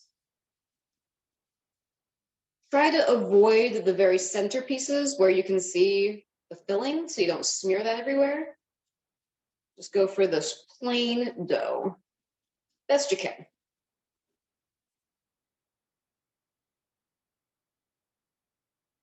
Want to get all the candles too. Just sort of dabbing in between the folds.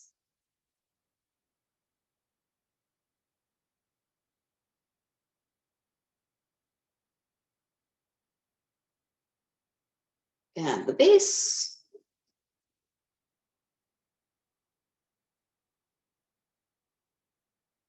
Beautiful. And you might have leftover, that's fine. You could use this for a great dip with other savory bread, add some garlic and herbs. Nothing wrong with that. I don't think I really need to tell you what to do with melted butter. It's kind of everything. So to make our flames, I have slivered almonds. I'm going to say that this step is incredibly optional because I will give you, some people said that this was reminiscent of fingers. And I can see that, you know, you've got like a traditional witch's finger cookie and you've got the slivered almond for the fingernails. Granted. However, I think they look like flames, so we're going to do it this time. Your mileage may vary.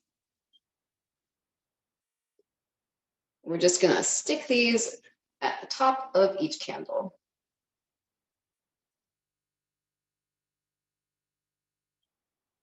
And make sure that these are raw slivered almonds, not toasted, because they will further toast in the oven and get burnt. And that is not tasty.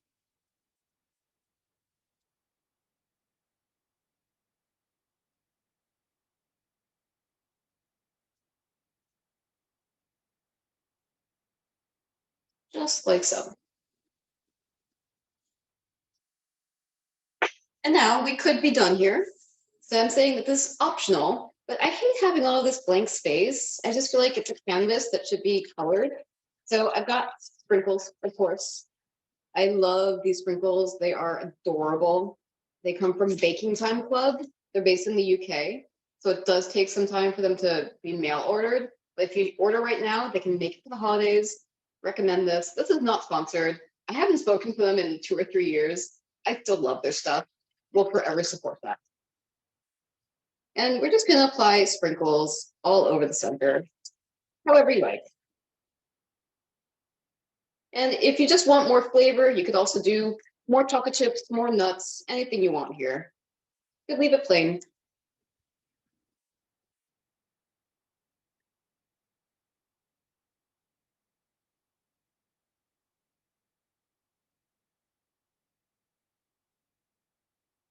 Just like that. And now we are going to slide this back onto the back of our baking sheet again. Ooh, this is the hard part, but here's the trick.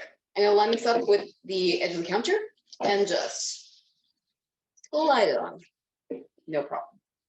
So you see, if we did this on the center, like the correct side of the baking sheet, it would really barely fit like that. And here we have plenty of space and we have our menorah ready to go. I don't know if you can see that. Then we're going to preheat the oven so it rises a little bit during that time. I don't think it really needs a ton of time to rise. It doesn't need to get super puffy. We're not making a loaf of bread here. And when it's done, it will look like this. Golden brown and ready to share.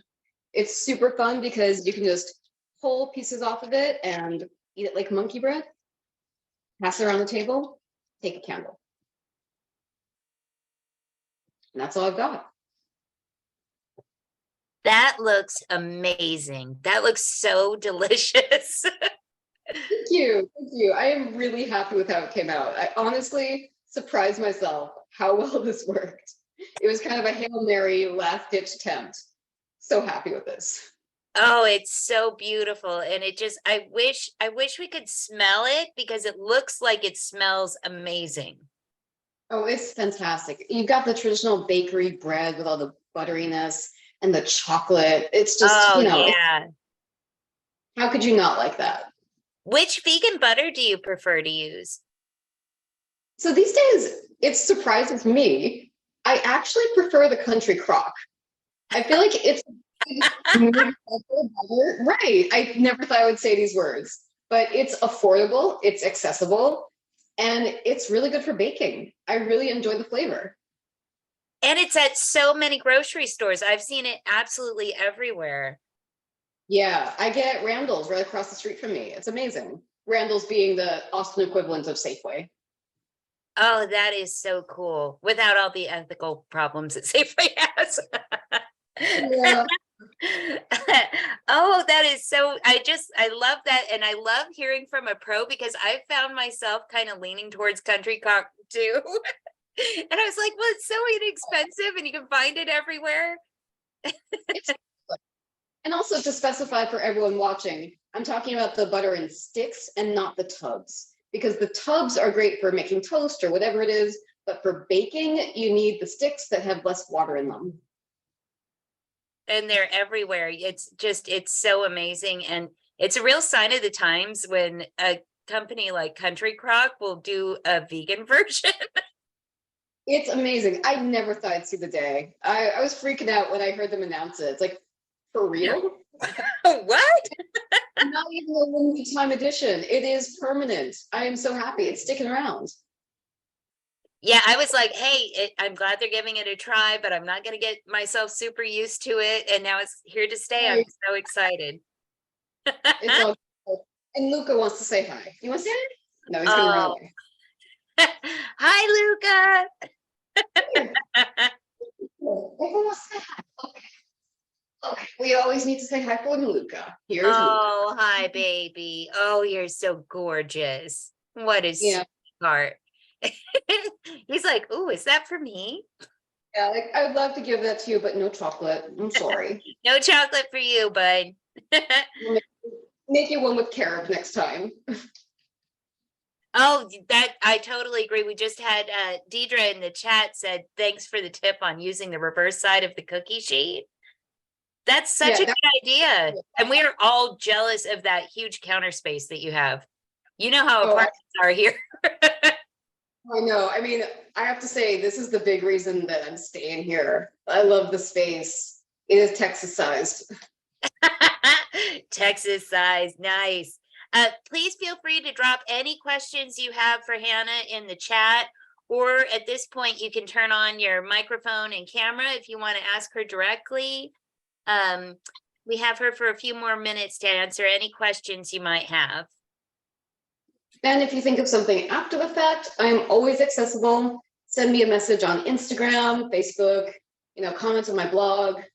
Send me an email. I'm hannah@mysweetvegan.com. And I mean that. Like, I love helping people. And I dropped the recipe in the chat, so you all can go right to Bittersweet blog and get the recipe for what we saw today. And I mean, what a great addition to anybody's Hanukkah celebration. This is just, it's so much fun. I love it. Thank you. Yeah, it's so easy. I mean, I can't even believe how well it worked out first time around. You can do this. And I love approachable recipes. Like I just really do, because sometimes we're all busy, right? We all have like tons of things going on. When you have something like this that is so beautiful and so festive and so unique that you can make in a condensed amount of time, it's really fun. I love it. I love it. Yeah, same. I was thinking it'd be so much fun to do a decorated cookie or something fancy like that, but I just don't have the patience. It's got to be a lot easier at this point, and this is my speed. And it's something that the whole family can help out with too.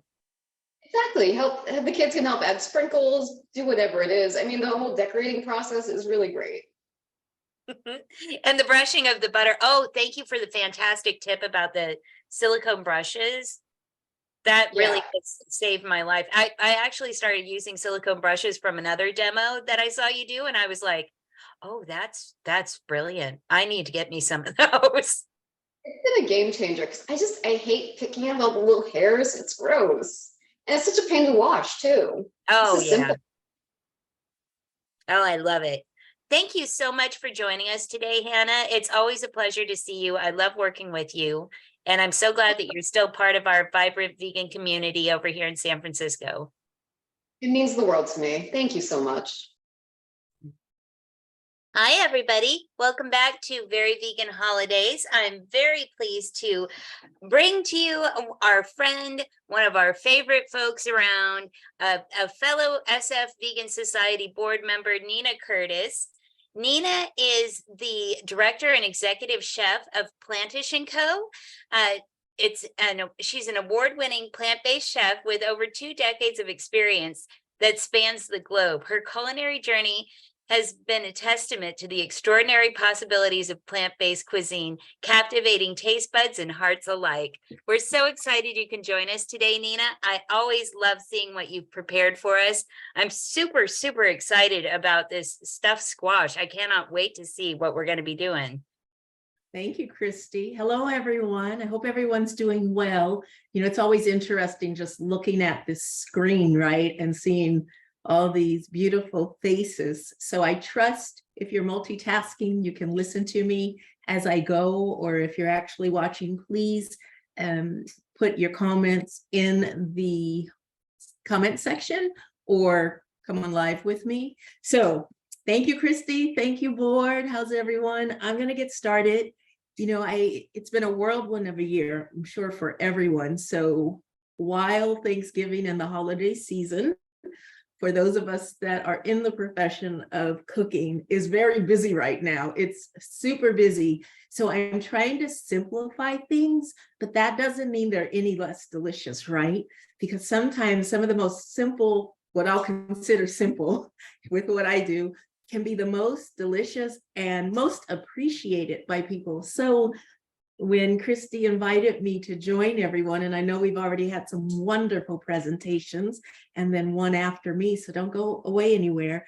I just thought, you know, what can I do that either you can make ahead of time, so you have it done, you can pop it in the oven as you need when you're getting ready for your guest, and if you're going somewhere and you want to bring something, especially, I know we had the conversation earlier, especially if you're going somewhere where there aren't a lot of vegans. There's not a lot of us.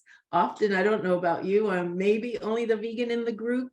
And as my work would go, most of the people that I cook for aren't classified or labeled as vegans. And so I'm always trying to make things familiar. Or if they say, oh, I could never go vegan, whatever I'm fixing, they probably are already eating it. So at the end of the day, I make food. I make delicious food to live for, not to die for. So today, as Christy said, I wanted to bring you my apple stuffed acorn dish because it is winter, well, fall season, but winter squash are in. So whether it's delicata or look at, I found this baby butternut squash. So, you know, to make 2 servings, and it's just enough and it presents really well. And then we have the carnival squash. And so often we'll grab the butternut or something we know, but I challenge you to grab something that you wouldn't often use. Maybe that spaghetti squash, you know well, you know how it, you know, cooks for you, or even the kabocha squash, which I love, the curry red squash, but I'm going to do the acorn squash, and they were really big at the store. So this will serve almost a serving, depending on what you put around it. It could be its own dish, and you'll see that as we go. I'm just going to prepare this. I'm going to cut it in half.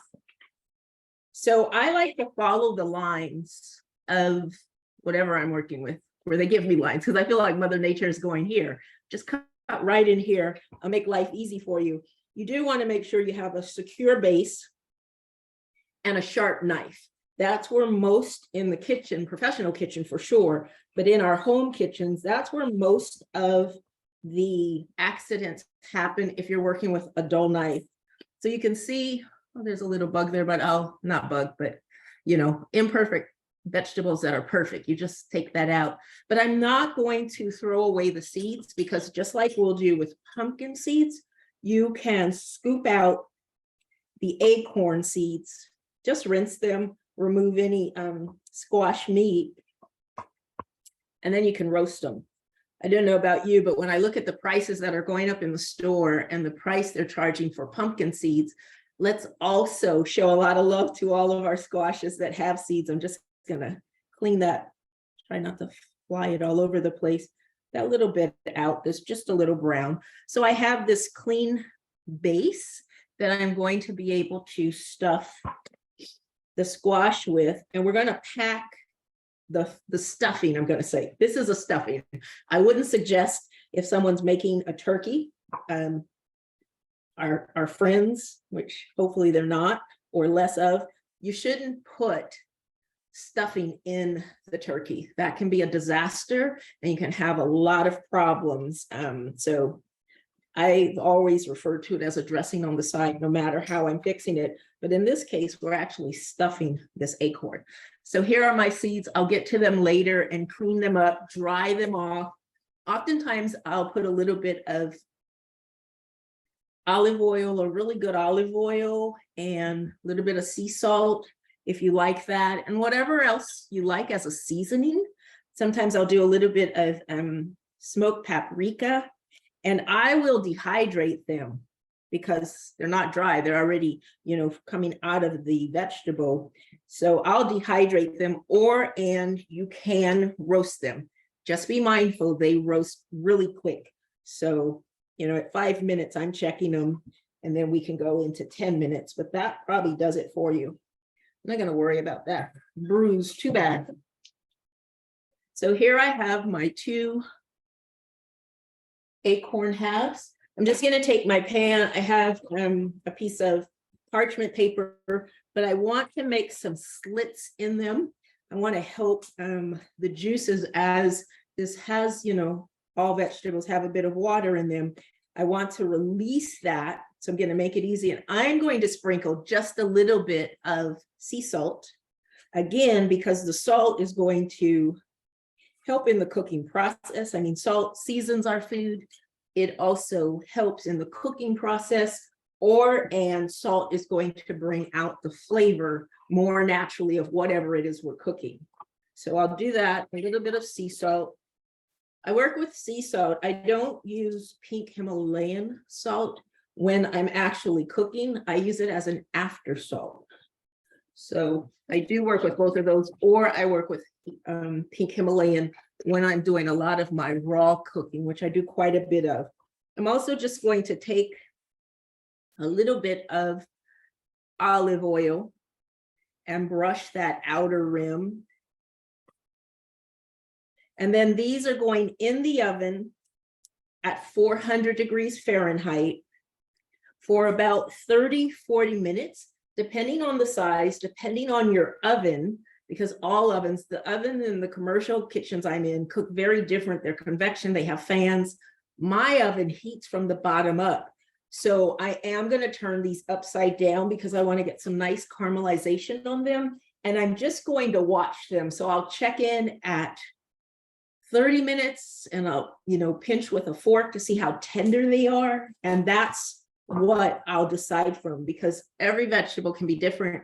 So when we're looking at recipes and they give us a set time, it should really say, check at this time or approximately this. You've got to know your ovens, and I know mine. So I'm just going to pop these in the oven.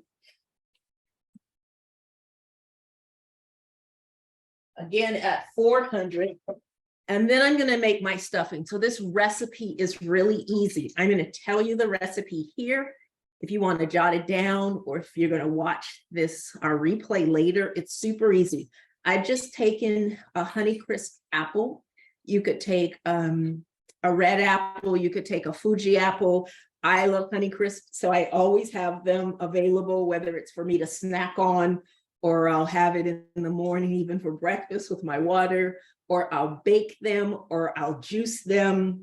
And I really always have Honeycrisp, Fuji apples, and Granny Green in the kitchen. So this is just a dice. I do about a small to medium dice of my apples, really easy. 2 tablespoons of dried cranberries. 2 tablespoons of dried cranberries. I'm going to add. Super easy recipe. One of the things that makes life easy when you're cooking anything is mise en place, things in place. So I always have all of my things measured out. That is the only way we can succeed in the kitchen when people are coming in and ordering. Most of the time, chefs are in the kitchen, line cooks are in the kitchen. We're spending most of our time prepping our station. So when it's time to serve and cook, we can really get it done. This is 2 tablespoons of chopped raw walnuts, okay, because they are going to cook. So I don't want, and I rarely buy already roasted nuts, period, because I don't know how long, once we roast them, we start to release the oils, and it can go rancid a lot faster. And I don't know how long they've been on the shelf, how long they've been in shipping and storage, etc. So 2 and 2 so far. And then I'm going to take a 4th teaspoon of cinnamon. This could be optional, but I really like cinnamon. You could use a little nutmeg. You could use a little allspice. I like variety. And sometimes I'll decide when I'm approaching this recipe, even though I've made it 100 times, I might switch something up. I've taken fresh sage, about a teaspoon, and just chopped it, minced it, if you will, because I like to add a little bit of earthiness. So I'm thinking about a sweet element, which the apples bring in, and depending on the season and just the harvest, the squash can be a little more sweet or less sweet. So I want to balance it with a sweet element, a salty element, a little bit of an acidic element. So that might be even adding a squeeze of lemon juice. And then you've got the sage is going to give me more of that earthy depth and green element that we talk about. And then of course a fat, which is considered in that realm. I'm just going to start stirring that. And then I'm using a date paste. You could use brown sugar, and this is 2 tablespoons of a date paste, because again, I've got those elements where the apple is sweet, but it's also very tart. And then we've got the walnuts, again, that would be even considered a little bitter. And then we've got the cranberries, that tart and sweet. So if we can get the 5 flavors combined in a dish and balance them, that's when you're going to have some really tasty food. So I'm just going to get this in, but you could use, as I said, brown sugar. You could use, if your sweetener choice is agave, you could use that. I just recently found I found a couple of them, but I've just found a vegan honey that really tastes good. So I might even drizzle a little bit of that after I roast the acorn, and right before I'm ready to serve, which is nice because I gave up honey a long time ago, but I still like it. And then I'm using a tablespoon of vegan butter. And I'm just going to add that in. And I heard you guys speaking about the vegan butter. I actually use, in my area, I'm in Sacramento, I use a local brand called The Cultured Kitchen. And I really like that. But in the commercial kitchen, I actually work with a brand. It's a food service, they call it. So it's not sold retail, but it browns and it does a lot of things that we need in the kitchen. So that one's called Torlami. And it's quite nice, especially if you do a lot of baking and you're making croissants and those kind of things for food service.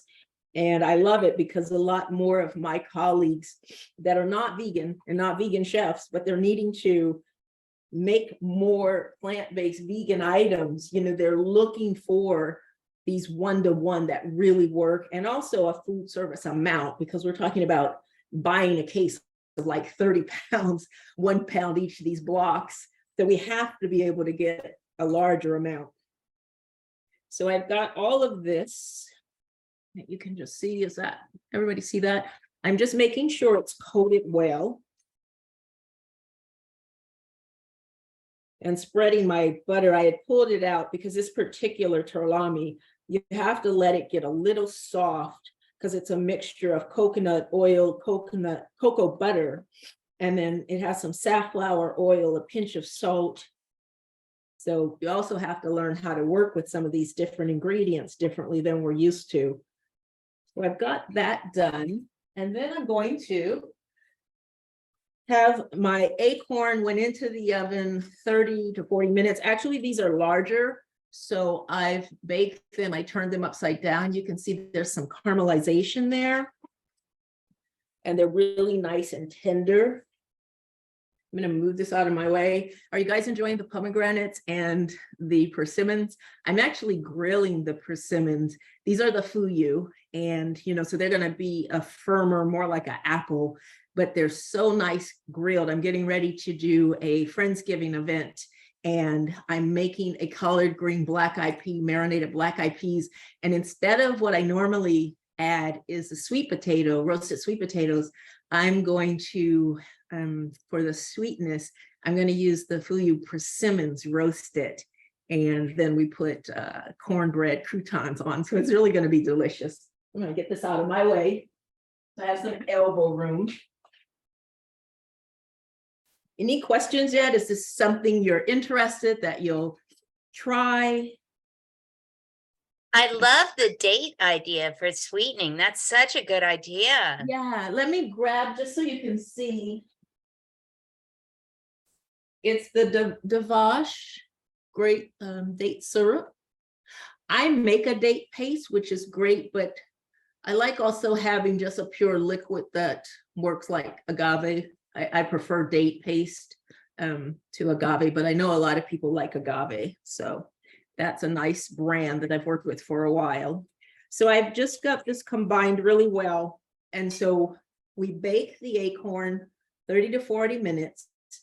And then we're going to put our stuffing in. And while I put the stuffing in, I'm going to pack it down because I want to really fill it nicely. I mean, these probably could also, depending on what you're serving them with, you could quarter these after you bake them. And so you could get either 2 servings or 4 servings. It just really depends on what you're going to add with them. I had this for dinner last night and it was really good and very filling. So I just want to press it down in, and because the meat of the acorn is, cooked now, soft enough, you can press it down so it really presses in, because the juice from all of this, especially the apples, is really then going to further get into the flavor of the acorn, which would be nice. And again, that was 1 apple, 2 tablespoons of dried cranberries, 2 tablespoons of raw walnuts, just chopped, rough chop, and then 1 teaspoon of the fresh sage. You could also use your seasoning sage if you'd like.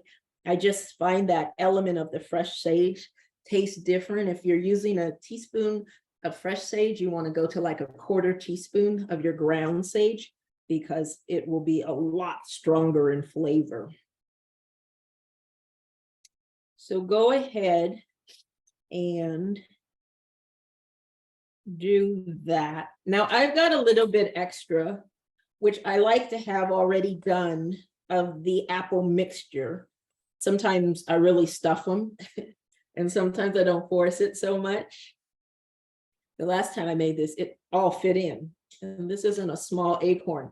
So I'm going to just get that in, and those juices are going to get really nice. I'll just put this in the refrigerator. It will marinate a bit. It may even release some more juice. I can drain that, but then I can put it with so many other things. I can, bake this on its own and almost have it like a dessert and slice it with something, or even put it in a tart crust, a crust tart, and go from there. So now we're going to go back into the oven And this will go in for about 30 minutes. We'll let it cook for 30 minutes and then we're going to pull it out, let it cool off just a little bit. Just put it on a cookie rack, take it off the pan, because when we pull things out of the oven, if we keep them in the pan, be mindful that the pan, whatever you're cooking them in, is still hot. So it's still cooking, especially with our cookies and things we're doing. We want to get them onto a cooling rack. So I'm going to go ahead and turn my other, and I'm going to put those in. So you can see I've already done some meal batch cooking.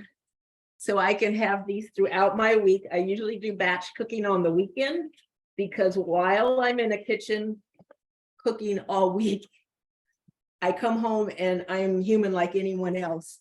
And I just want to eat. And sometimes my default is a kale salad, avocado, tomatoes.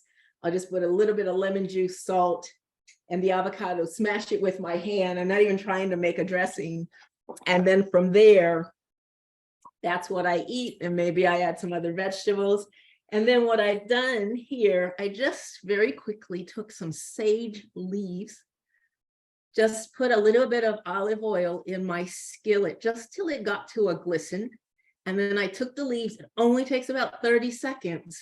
They'll burn really quick if you don't watch it, but I made sage chips, we call them. So I'm going to just garnish my acorn, and be careful because they are chips and they're delicate. And I just grabbed that one, but nobody will know the way I set it in there. So again, you can do up to the stuffing stage, right? You could bake the acorn 30, 40 minutes, pull it out, put your stuffing in, and then you could wrap it up, cover it, and put it in the refrigerator until you're ready to cook it and then serve it. So I love things that give us the opportunity, especially for me, going from a kitchen, cooking for people, and then coming to my own home, cooking for me, and going out and being social. And people tend to always want me to bring something. So I have to organize my time. And I really, like I said, as I said, especially with the holidays, to have things that we can already prepare. I'm going to come around, Christy, and just tilt the camera so that you can really see how this looks, because it's so delicious. And I am going to have it again. Can you see that pretty good? Wow. Oh, that looks amazing. So thank you. So again, it's really something nice. Probably could be, served with most of the dishes that you would think, whether you're doing a vegan plant-based turkey, it would be great to have this, whatever your traditional way is. If it was with my mom, she would, for me being a vegan, they always have something for me. They've learned, whether it's mushrooms, I tend to go in the kitchen and make it, but I do royal trumpet mushrooms and I slice them lengthwise. I marinate them, and then I will either roast them or I'll pan sear them. And that would be my meat, if you will. And then I would serve it with something like this. Often we would have candy yams, but because I've got this, I'm going to skip the candy yams, but maybe a green bean casserole. Or I love mashed potatoes, so I'll do a skins on mashed potato with, we have a River Dog Farms here. They have some beautiful potatoes right now we're using. And so this is what I would serve. So in a cup of acorn, you have about 115 calories. So it's low fat, but the fat that it does contain is omega-3. And in about a cup, you're getting 340 milligrams of omega-3 alpha-linolenic acid.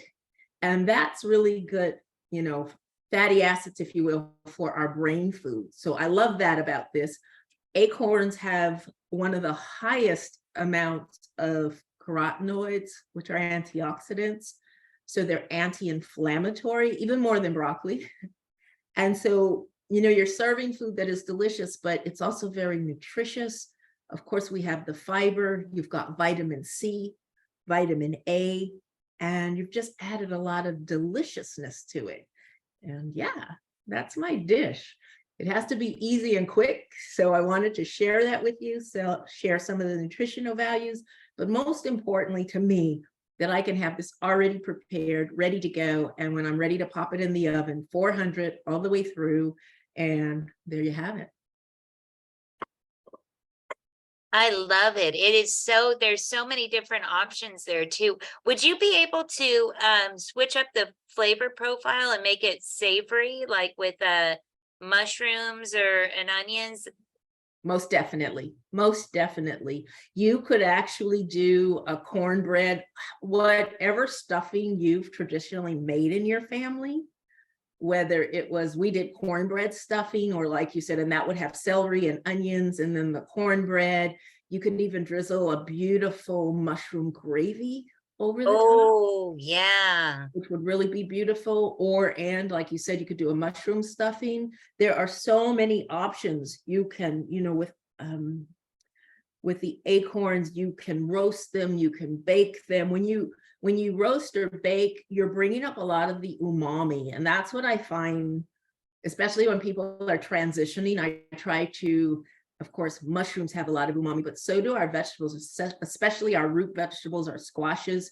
So the technique of how we cook it can really enhance the flavor and enhance that umami-ness, where most of the time when we're adding a fat, that's what we're finding. You could do this beautifully with some sun-dried tomatoes and, other vegetables that complement it. So you can, yes, you can go, because this is sweet savory. And that element of the sage in it brings this earthiness to it. The apple is sweet, but it's tart. The cranberries are sweet, but they're tart. So it's still, I wouldn't think of this as a dessert, right? The acorn is a little bit milder in its flavor from last night, what I had. But now when you get that full bite, it just becomes, some people will put cranberries in their stuffing or their dressing. We never did in my family, but those elements, again, that flavor profile is what this is really offering and should complement. Even if you did mac and cheese, I'm trying to think of anything or everything that people have, for if you're celebrating Thanksgiving, if you're celebrating Hanukkah, if it's your Christmas dinner, which often I'll want enchiladas. So it just depends on how traditionally you celebrate this time of year and the different dishes. I think this apple stuffed acorn really can complement and go along with anything that most people would be serving. You could have spaghetti and put this on the side. And you could take this concept with other squashes. Also, you could do it with, I'll do it with a kabocha, which tends to be a little bit sweeter. I could do it with the red curry squash. I could do it with delicata, depending on how you're cutting it, or you could bake this dressing and then serve it on the side. So it has a lot of applications. Oh, I love that. And I love roasted squash of any variety. But Yes. this combination of flavors, the sweet and the savory and it's just so beautiful. It's so colorful. I Thank you. love it. And I wish I could smell it. It looks like it's Oh, I wish we had amazing. smell-o-vision. Oh, wow. It's just so gorgeous. And thank you so much for reminding folks that you can roast all kinds of squash seeds, not just pumpkin seeds. Right. We're so used to what I'm going to say advertisement and marketing pushes, right? Yeah. And that is kind of normal because you don't go in and see acorn seeds most often I haven't seen them at my Trader Joe's or Whole Foods.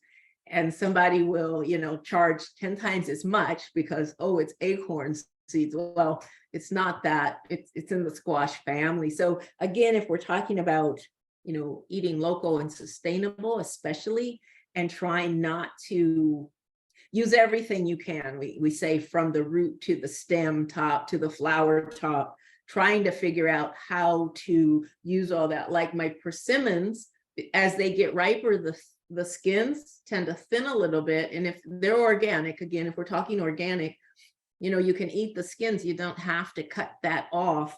And with the apples, because they're organic, I didn't cut the skin off. If I am working with an apple that isn't, I'm going to take those skins off because that's where most of anything that would settle in will settle in. So, and I'm Oh, gonna eat this for lunch. So I'm very excited.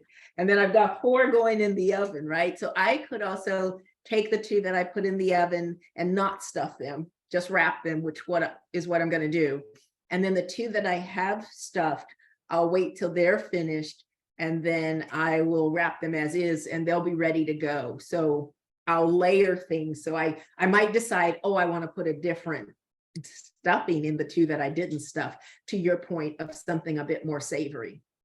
that I actually stole that from Deidre, one of our fellow board members mentioned that in the chat. She was like, "Ooh, could you take it more savory with onions and mushrooms?" And I thought that's such yeah, you can. It's so versatile.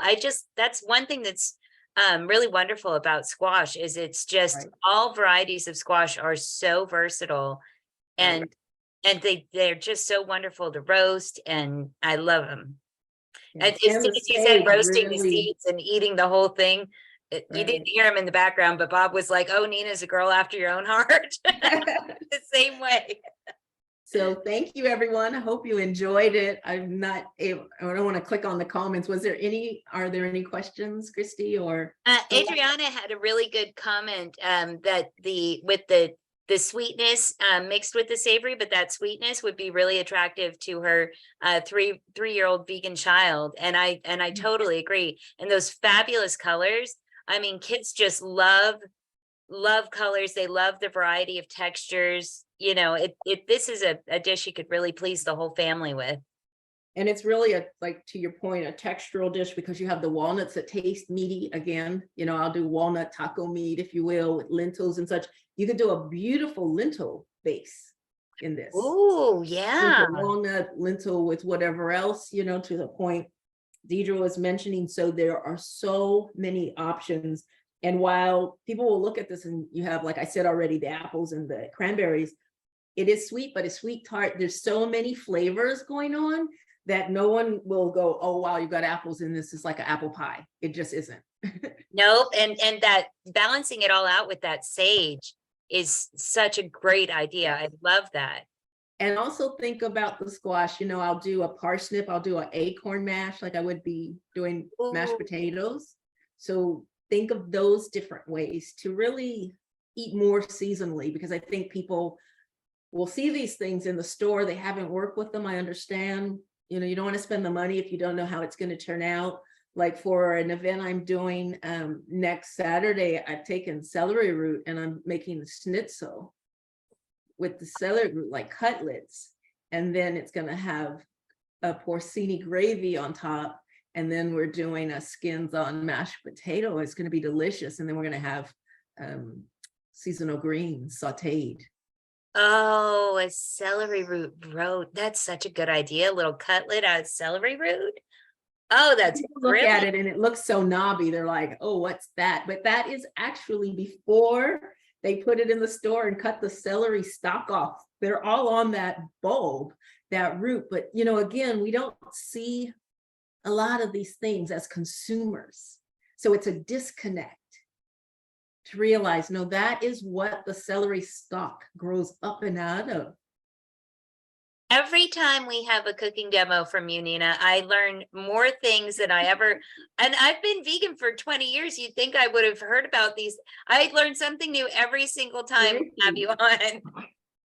Do I have one? Yeah, I do, because I'm making it. So, you know, the stock is coming up, but they cut it off because they'll decide in the store, they'll decide in companies what will be popular.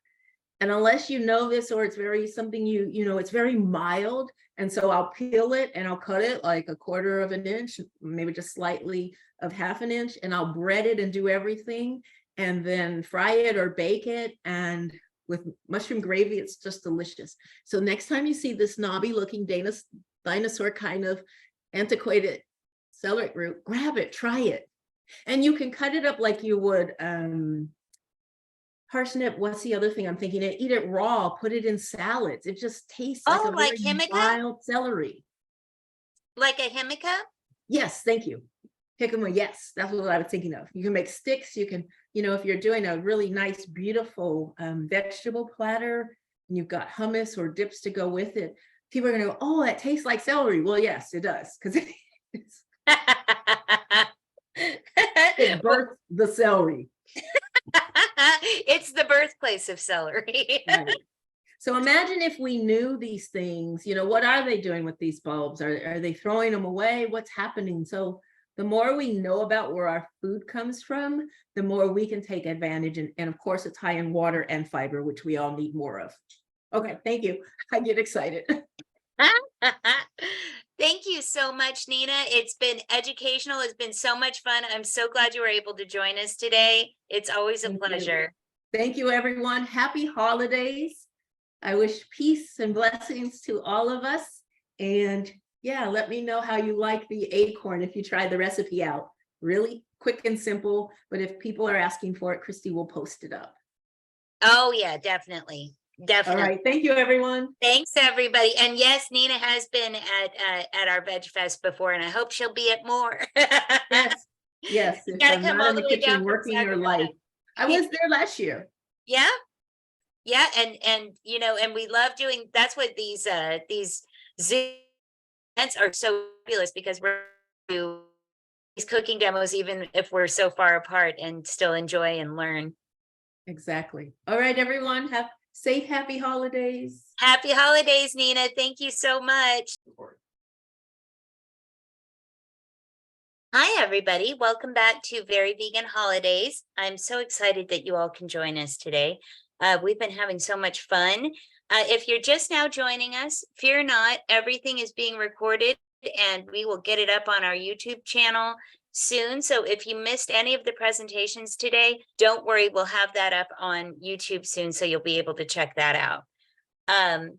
Next up, we have one of our favorite chefs that we've worked with several times, Paula Lozano.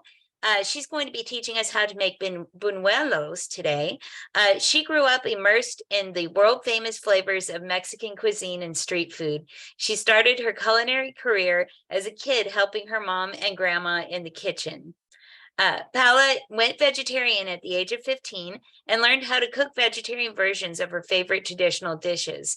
After going vegan, she wanted to share her culinary tradition in a version that is kind to animals and better for the environment.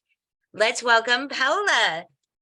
Hi. Hi, how Hi, are you? It's so Christy. nice to have you again. Thank you. Thank you so much for having me over. I'm so excited to see you, and hi everyone who's watching us today. I'm going to get out of here. I will be right here if you need me. And everybody, if you have any questions, just go ahead and drop them in the chat, or we can do hold on to them till the Q&A at the end of the presentation. Thank you. Okay, so everyone, welcome. We are making buñuelos. Buñuelos are very common in different countries, actually. The origins are unclear still, but some claim it comes from the Middle East. And then it arrived to Spain and other countries. And from there, it arrived to Mexico. We are going to talk about that a little bit more further ahead. So to start with, we're going to make a mix in a bowl. This is actually a very simple recipe. The only hard part is going to be by the end, and you'll see why. But I have an easy version, so don't worry about it. We're going to have to pour in a container 1 cup of soy milk or your favorite veggie milk.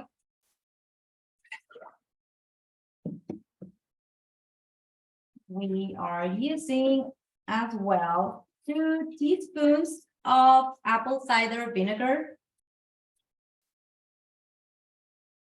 And this recipe is really good because the ingredients are so easy and simple. And buñuelos are a great gift for the holidays because, you know, who doesn't like a delicious dessert? We're going to use 1 tablespoon of grounded flaxseed and 3/4 of a cup of water. I already have it here to make it faster and easier.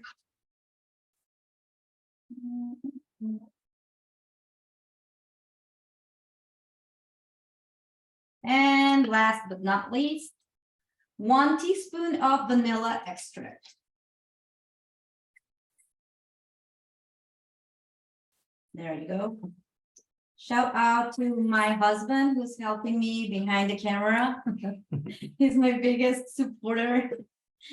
And we're gonna whisk this mixture really well. If you have, you can do this in a blender or, whatever makes it easier for you. I'm doing it the hard way, I guess. And let it sit for 5 minutes. Next, we're moving to another container and we're going to use a strainer to sift 1.5 cups of all-purpose flour. I already have it here. Just going to use it. I'm going to use this cup to make it more fun. Just that. 1.5 and sift really well. There you go. Today we're actually making buñuelos in the shape of Colombian style. They normally make them in tiny bowls. Not sure if you watched the last, it's not the last one, but one of the Disney movies, El Encanto, I think that's the name of it.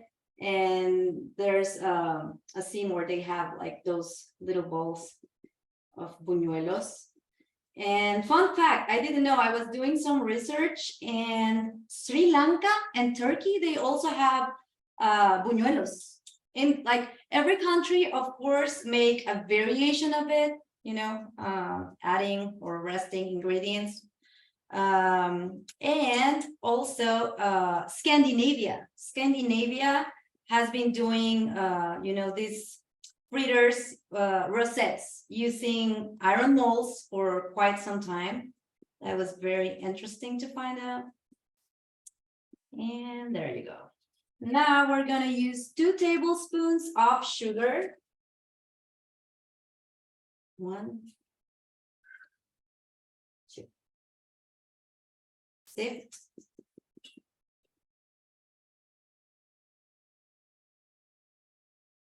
Is sugar not working well, but anyway. We're gonna use 1/2 teaspoon of baking powder.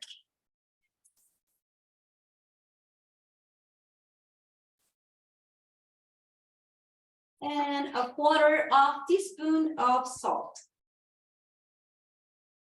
Oops, that's a lot. There you go.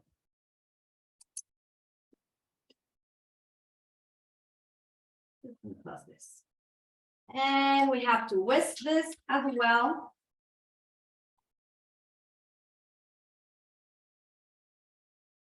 And last but not least, we are adding up 1/4 cup of oil of your preference.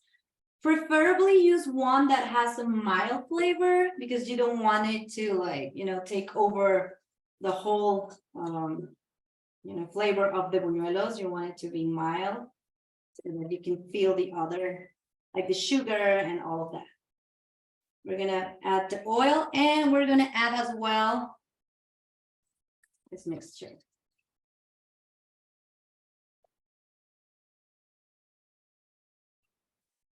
Whisk really well until all the lumps disappear. It smells so good. I wish you could smell this. Really, really good. And flax seeds are great because they sop the egg, and it makes the texture kind of like runny, and it gives a nice, it's a nice sop. So another people use apple syrup and not syrup. ¿Cómo se dice? Como manzana, puree. Apple puree. I'm asking my husband. Apple puree. Or bananas. Some people use bananas as well. And then you have to wait 30 minutes let it sit for at least 30 minutes. Since we don't have that much time, we only have 30 minutes to do the whole thing. I already have this mixture that we're gonna use. Then you have to heat oil in a pan, and well, not in a pan, in a pot. And you have to make sure that the oil reaches 350 Fahrenheit or 176 Celsius. This is a tricky part. If the oil doesn't have the right temperature, if you use the mold, it can get stuck in it. So that's why I'm making first the easy version. Yeah, this is still hot. Turn it off.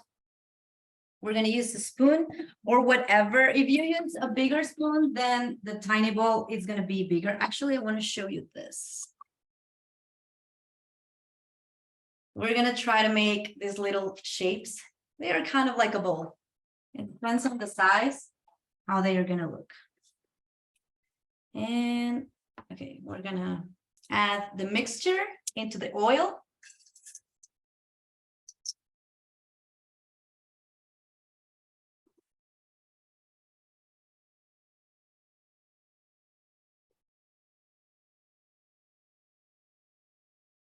Wait until every side is golden brown.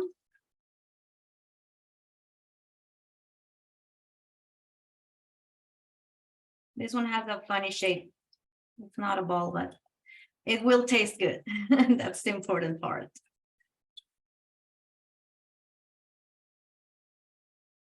Everything gets ready. Now place on a plate or a strainer with napkins so that you can get rid of the excess oil. And afterwards, once it's kind of more cool, we can add the sugar. I'm not gonna do it right now because it's really hot, so we're gonna wait a little bit. Again, we can make another shape. Hopefully this one's gonna look like a tiny ball. Let's see. Yeah, this one's looking better.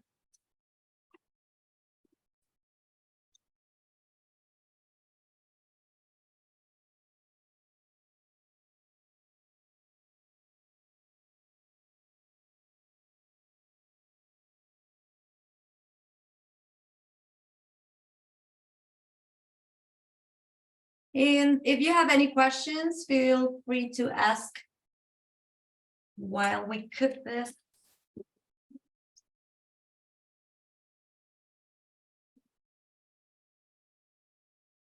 Is there a way that these could be baked instead of fried? I've never baked them because they are fritters. They are supposed to be made with oil, but I'm thinking because of the ingredients, that could be possible. We should ask Hillary. She's the queen of baking.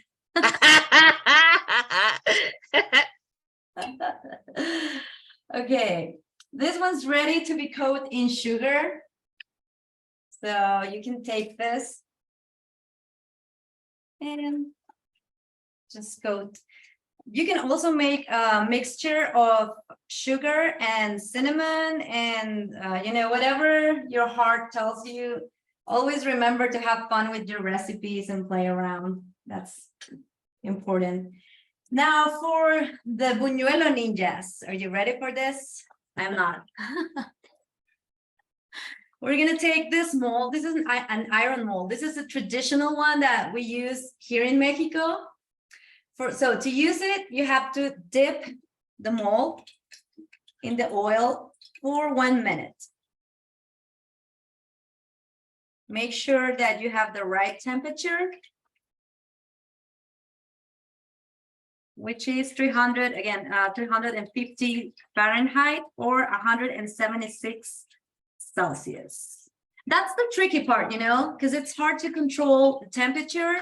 And again, if you find silicone mold, that will be better because these ones are hard to get rid of the batter once they are in. I think it's good.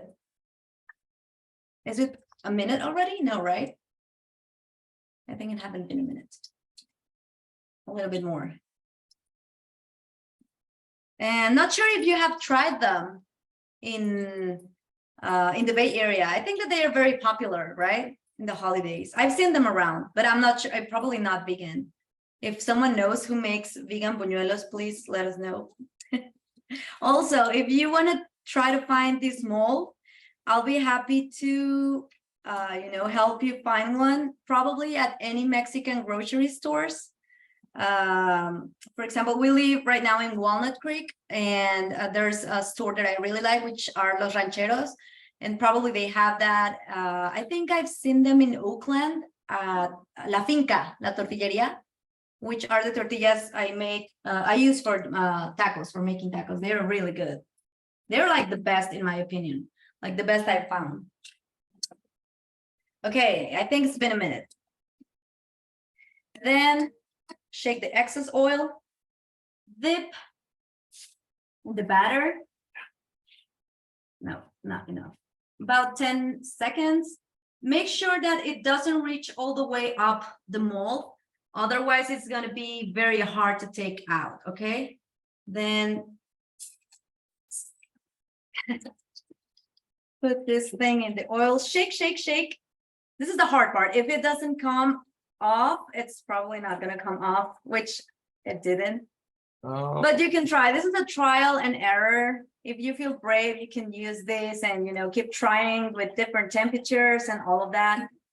The idea is to make this golden brown and to take it off the mold.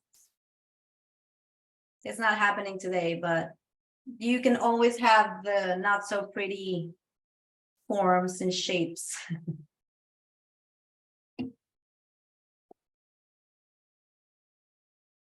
And that's pretty much it. It's a very straightforward, easy recipe. It's a great way to, show someone you appreciate during the holiday time. Everyone loves delicious sugary dessert. Well, not everyone, but a lot of people. And yeah, I'm not sure if anyone has a question.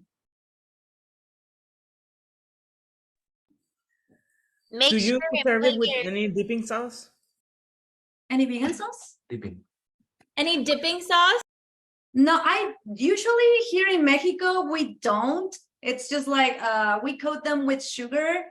And again, the sugar could be coated with cinnamon and as well. But I mean, if you want to dip it in a sauce, why not? You can try it. I think it will taste really good, actually.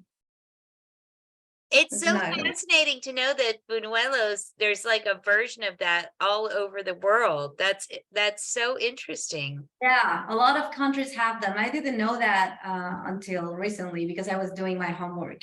But I do know for sure because we have them in Mexico because it's common to find them, everywhere. Around this time, it's, every panaderia store and people, give them in posadas. Not sure if you know what posadas are, which are basically parties we make. It's just an excuse for making parties as always. It didn't start like that. It has a religious background, but nowadays I feel like it's more like to celebrate the holiday time. And people bring buñuelos, atole, tamales, all the good stuff. And pozole. You can't miss out on pozole. Oh, pozole is a must at this time of the year. Yeah, I love it. And for anybody who missed it, Paula shared with us her vegan pozole recipe. Was it last year or the year before? I think the year before. It Yeah. might have even been the year before. And it was so good that I sent it to my grandmother, who gave it a thumbs up. I Oh, will never go vegan. She was like, "Oh, I tried it and it was so good." I was Oh. just really surprised because she usually and this is how I know about buñuelos is we used to make those when I was a kid, and our job was when they were cooled down to put we always did cinnamon and sugar at my grandma's house, so that was like what the kids had to do. do you remember? Because the mold is so hard. Do you have any advice for people that are trying to use the iron mold? I literally don't know how she did it. I really don't. It still blows my mind. And the molds are super hard to find. I know there's folks in the comments asking where we can find the molds, and if you Google images, you can see like the finished product, but they are so, I mean, they're so difficult. They're so hard. The mold itself is really hard to find. And so usually what we always did at my house, at my grandma's house, is she would always try the mold. It would never, I never in my life have seen it work ever. And we always end up just doing the little balls. You're right, because it's easier. I mean, it tastes the same, but it doesn't look as pretty, but I think it's you know, a good way for people who are not ninja buñuelo makers. Yes, exactly. Exactly. And I know there are, you can find the silicone versions of the mold if you go online and Okay. just kind of search for that. You can find it, but they're a little hard to find. So I recommend, hey, if you all want to give this a try at home, I recommend just doing the balls. That's the way to do it. And you know, coming out different shapes and things like that. That's part of the magic. It's not supposed to be perfect. That's what's so fun about it. It's supposed to be, you know, whatever shape happens. Yeah. And, I mean, the ingredients are the same. Like you're tasting the same, just the shape may be not so, you know, pretty or whatever, but it works. And but I think that at any Mexican store in the Bay Area, you'll be able to find, especially, in San Francisco, I used to go to one called El Chico Pradas. I think it's in Valencia, somewhere, you can Google it, because I can't remember the address exactly, but it was in the Mission, and they have like a lot of stuff. Usually Cárdenas, my husband's telling me, Cárdenas, Las Montañas, but yeah, it's very funny how, like, whenever I go to a Mexican store in the Bay Area, I can find everything, because everything, you know, they have all you need in one stop. Whereas here, I'm in Mexico right now, and it was funny how I couldn't find the mold that easy, because I had to go to bakery stores and all of that. Because again, I feel that the iron mold, it's very traditional, but not a lot of people use it because they are hard. Like it's very hard to take it off the batter. You have to take off the batter from it. So the silicone ones are way easier. I should have bought one, but I didn't anyway. You have And Nina, thank you. Nina Curtis dropped a link for people to find the molds on Amazon. Thank you, Nina. Thank you for doing that. Thank you, Nina. It takes a village, you know, we all do this together. Yeah. But it really is, it's so much fun. And yes, the molds are super pretty when it works. But honestly, like I'm telling you, we've been making these in my family's, at my grandma's forever. And the mold never, I've never, in my nearly 50 years, have never seen it actually work. That's so good. Yeah, see, just freestyle it, have fun. If you dip this in a sauce, I'm thinking about it now, like a chocolate sauce, that would be great. Ooh, yeah, churros. like kind of like a beignet. Mhm. Oh yeah, Mhm, yeah. mhm. To whoever gave me that idea, thank you. Yay. Cristina. Hola. Good idea. Yeah, but they taste really good. Again, the shape's not the prettiest, but they taste really, really good. And that's the important thing. Not sure. We probably ended this in record time, but not sure if someone else has a question or. Yeah, you feel free to drop any questions in the chat. If I don't see them, maybe Dee can come on to read any I've missed, perhaps. But you could also, if you want to, you can turn on your camera and your microphone and participate in the Q&A live if you want to also. That's always fun. And because we're kind of towards the end, I would want to encourage everybody to do that. And then we can kind of all hang out. That's what we like to do at the end of these things. But comment from Adriana. The one I had was in a stick shape. I think it's a different type than the Mexican. Maybe, yeah. Oh, maybe a churro. Yeah, maybe. oh, yeah. Because it's like all of those recipes are kind of the same, like the same ingredients, just the shape, or maybe adding or subbing some ingredients, but it's about the same. And the flavors, actually, I'm eating this right now, and it reminds me so much of a churro. Molds that are on Amazon are typically the metal ones, and it just takes a lot of practice. And like you said, getting that oil temperature right. Yes. If it's off, it's going to make a world of difference because it's such a chemistry. The Mold Brothers link that I put in the chat, they work specifically. I mean, anyone can order it, but they work specifically with like a lot of fine dining chefs. When you see all these like really crazy food dishes and nets and all, but they have the molds and they are silicone. So that's another learning curve to learn to work with those also. But anything takes practice. I mean, none of us come on and do these demos and show you something that you just go, oh, wow, I wish I could do that. You can, but just be gentle and kind to yourself and eat a lot of mistakes and be okay with that. Yeah, for sure. Thank you so much, Nina. Of course. Yeah, and the important thing is trying, and it's always fun to learn something. That's true. It's always fun to learn something. Hillary, since you're with us, what do you think? Do you think we could bake these, or do you think it's better to just fry them as tradition dictates? Hi, Paula. Hola. Hola, so good to see you. Good to see I you. Well, I can say see you, but I hear fry.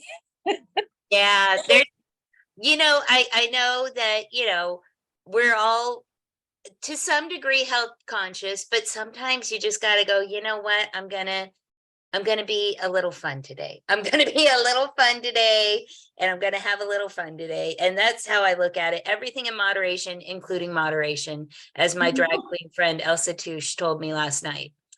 Everything in moderation, including moderation. I love that. I love that. I agree with that, because remember, especially when we're doing things like this, it's chemistry. So there is an element of putting that in that batter, in that oil, that hot oil, that's going to have a chemical reaction that baking doesn't do that. That's why we do baking, braising, roasting. All of these techniques have a totally different action. And so some things, we do a lot because we want to, but something like this that's so traditional, enjoy it in the moment and then eat a big kale salad. Yes, and then finish it off with a nice kale salad. I love kale salads as well. Exactly. It's all about balance, right? Exactly. It's all about balance. Life is about balance, and this is such a fun recipe that you can bring these to an event. You can bring these to your friend's house. Like when you transport them, make sure and put paper towels down so they don't get squidgy on the way. But oh my gosh, if you come into any party with these, I'm telling you, people are going to be like, ooh, what? Yes, and they taste so good. So Because Paula's right. It's like so hard to find vegan versions of these. So you almost have to make them yourself. Like it's just one of those kind of things that there's not that many pre-made vegan ones that you can find. This is a recipe you'll want to hold on to, because trust me, this is a showstopper. This is a good little dessert to bring to any fun party, any kind of holiday gathering. And now we know it's like international. Who knew? That's such a good little piece of information. yeah, I have the countries that I found out was Colombia, Finland, Turkey, Malaysia, Sri Lanka. Wow. And Scandinavia. They used iron, well, they still use, I guess, iron molds to make rosettes. Rosettes, how do I say that right? Rosettes. Rosettes. So very interesting information. Oh, by the way, if you want to find vegan churros in San Francisco in the Mission, not sure if the person that sells them still around, but she told me once that her churros are vegan, and she was in the news and everything. She was very proud. She told me like, these are vegan, because I was like, hey, do you know if they have egg or dairy? And she was like, no, they are vegan. I'm like, oh, wow, she knows. So I was very excited. And the only thing, the toppings, or well, not the toppings, whatever goes inside, some of them are not vegan, just make sure to ask. But if you want to have churros, I can't remember, but somewhere in the Mission, it's on a street cart, and she was super nice too. So And it's always worth asking questions, because even if what they have that day isn't vegan, if enough of us are asking for like a vegan version of something, we'll have it. A good example is like what we were talking about with Hannah earlier, Country Crock. Who knew? Who ever thought in a million years that Country Crock would have a vegan version? And it's like, it blows my mind. It really blows my mind. It's so awesome. We're making a big difference, y'all. We're getting there. I really feel like veganism is at a tipping point right now, where it's such an interesting point in history, where even these major multinational companies that have been using and abusing animals forever, they're finally starting to see, oh, wait, there is a demand for vegan products. There is a demand for vegan products. And as long as we keep that demand for vegan products growing, they're going to go where the money is. And that's how you create change on a much bigger scale. And it's so exciting to see that. And things, and on a personal level, doing things like bringing vegan buñuelos to your event. Come on, folks. Yeah. As we've been talking about all day, like, change minds with food. That's the best way to. Food is such a love language for most of us. And it's such a good way to kind of get people excited. Last time we went home to visit my mom, we left her with a fridge full of vegan groceries, and she's been excitedly telling me about how she's experimenting with Just Egg and the vegan chorizo that we left with her. And she's excited, and she lives in small town Arizona. Like, yeah, she's finding all these great products in her local grocery stores in small town Arizona. And I can tell you, when I went vegan 20 years ago, that was not the case. I feel you. Same here. Before going vegan, I went vegetarian in Mexico, in Central Mexico, with zero information. There was no Google, like, probably not sure, but it was a long time ago. And in Mexico, like, no one, everyone was looking at me like, are you gonna die? Like, do you need because there wasn't information, especially here in Mexico. I feel like technology and a lot of like the social movements arrived later than in the US. So I'm very happy that nowadays we always talk about how in my city, which is a very small one, there are so many vegan restaurants nowadays. I've been sharing some actually, yeah, I've been sharing some, and I'm going to share more at La Chancita Instagram. And it's crazy. You can find nowadays everything: birria, vegan birria, menudo, pozole, like sushi. Menudo? Yeah. Wow. Yeah, everything. Like nowadays, it's so easy. When I feel you, because again, when I went vegetarian first before going vegan, it was tough, and that's why I had to like learn how to cook a lot of my favorite dishes. It was like no one was gonna make them for me. Well, my mom tried, but sometimes I don't know. But yeah, restaurants not even like mentioning it. It was like salad was the option, But nowadays, if you come to Aguascalientes, Mexico, you'll be very surprised of like all the vegan options that we have nowadays. It's crazy, and I'm so happy. I love it. I love it. Every day we are getting more people to go vegan. We're getting more people to try vegan. And it's so exciting. And I'm just I stand back in awe sometimes, like how much has changed in just the last 20 years. It's really, really impressive. And that's thanks to folks like you, Paula, thanks to you, Nina. It's thanks to Hannah Kaminsky. It's thanks to Lisa. It's thanks to Miko. It's thanks to all of our fabulous people who have joined us today for Very Vegan Holidays. It's thanks to all of you out there watching. It's thanks to everybody that we talk to and influence, even just slightly, even to just try it. These little steps add up to a huge, huge amount of difference for our health, for the animals, for the environment. We just got to keep pushing. We just got to keep pushing. And, you know, it's really amazing. I always get weepy at the end of these, but also I really sillily planned an event last night. So we had an event last night and then this morning. So I'm a little punchy, a little sleep deprived. But I really mean it. I'm so impressed with how much has changed. And it's thanks to each and every one of you. Thank you all so much.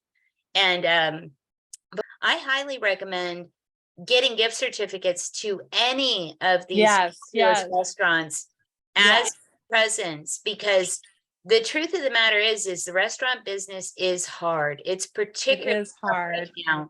And it's really up to us to help our fellow community members out by doing things around the holidays, like giving gift certificates from all of our favorite restaurants.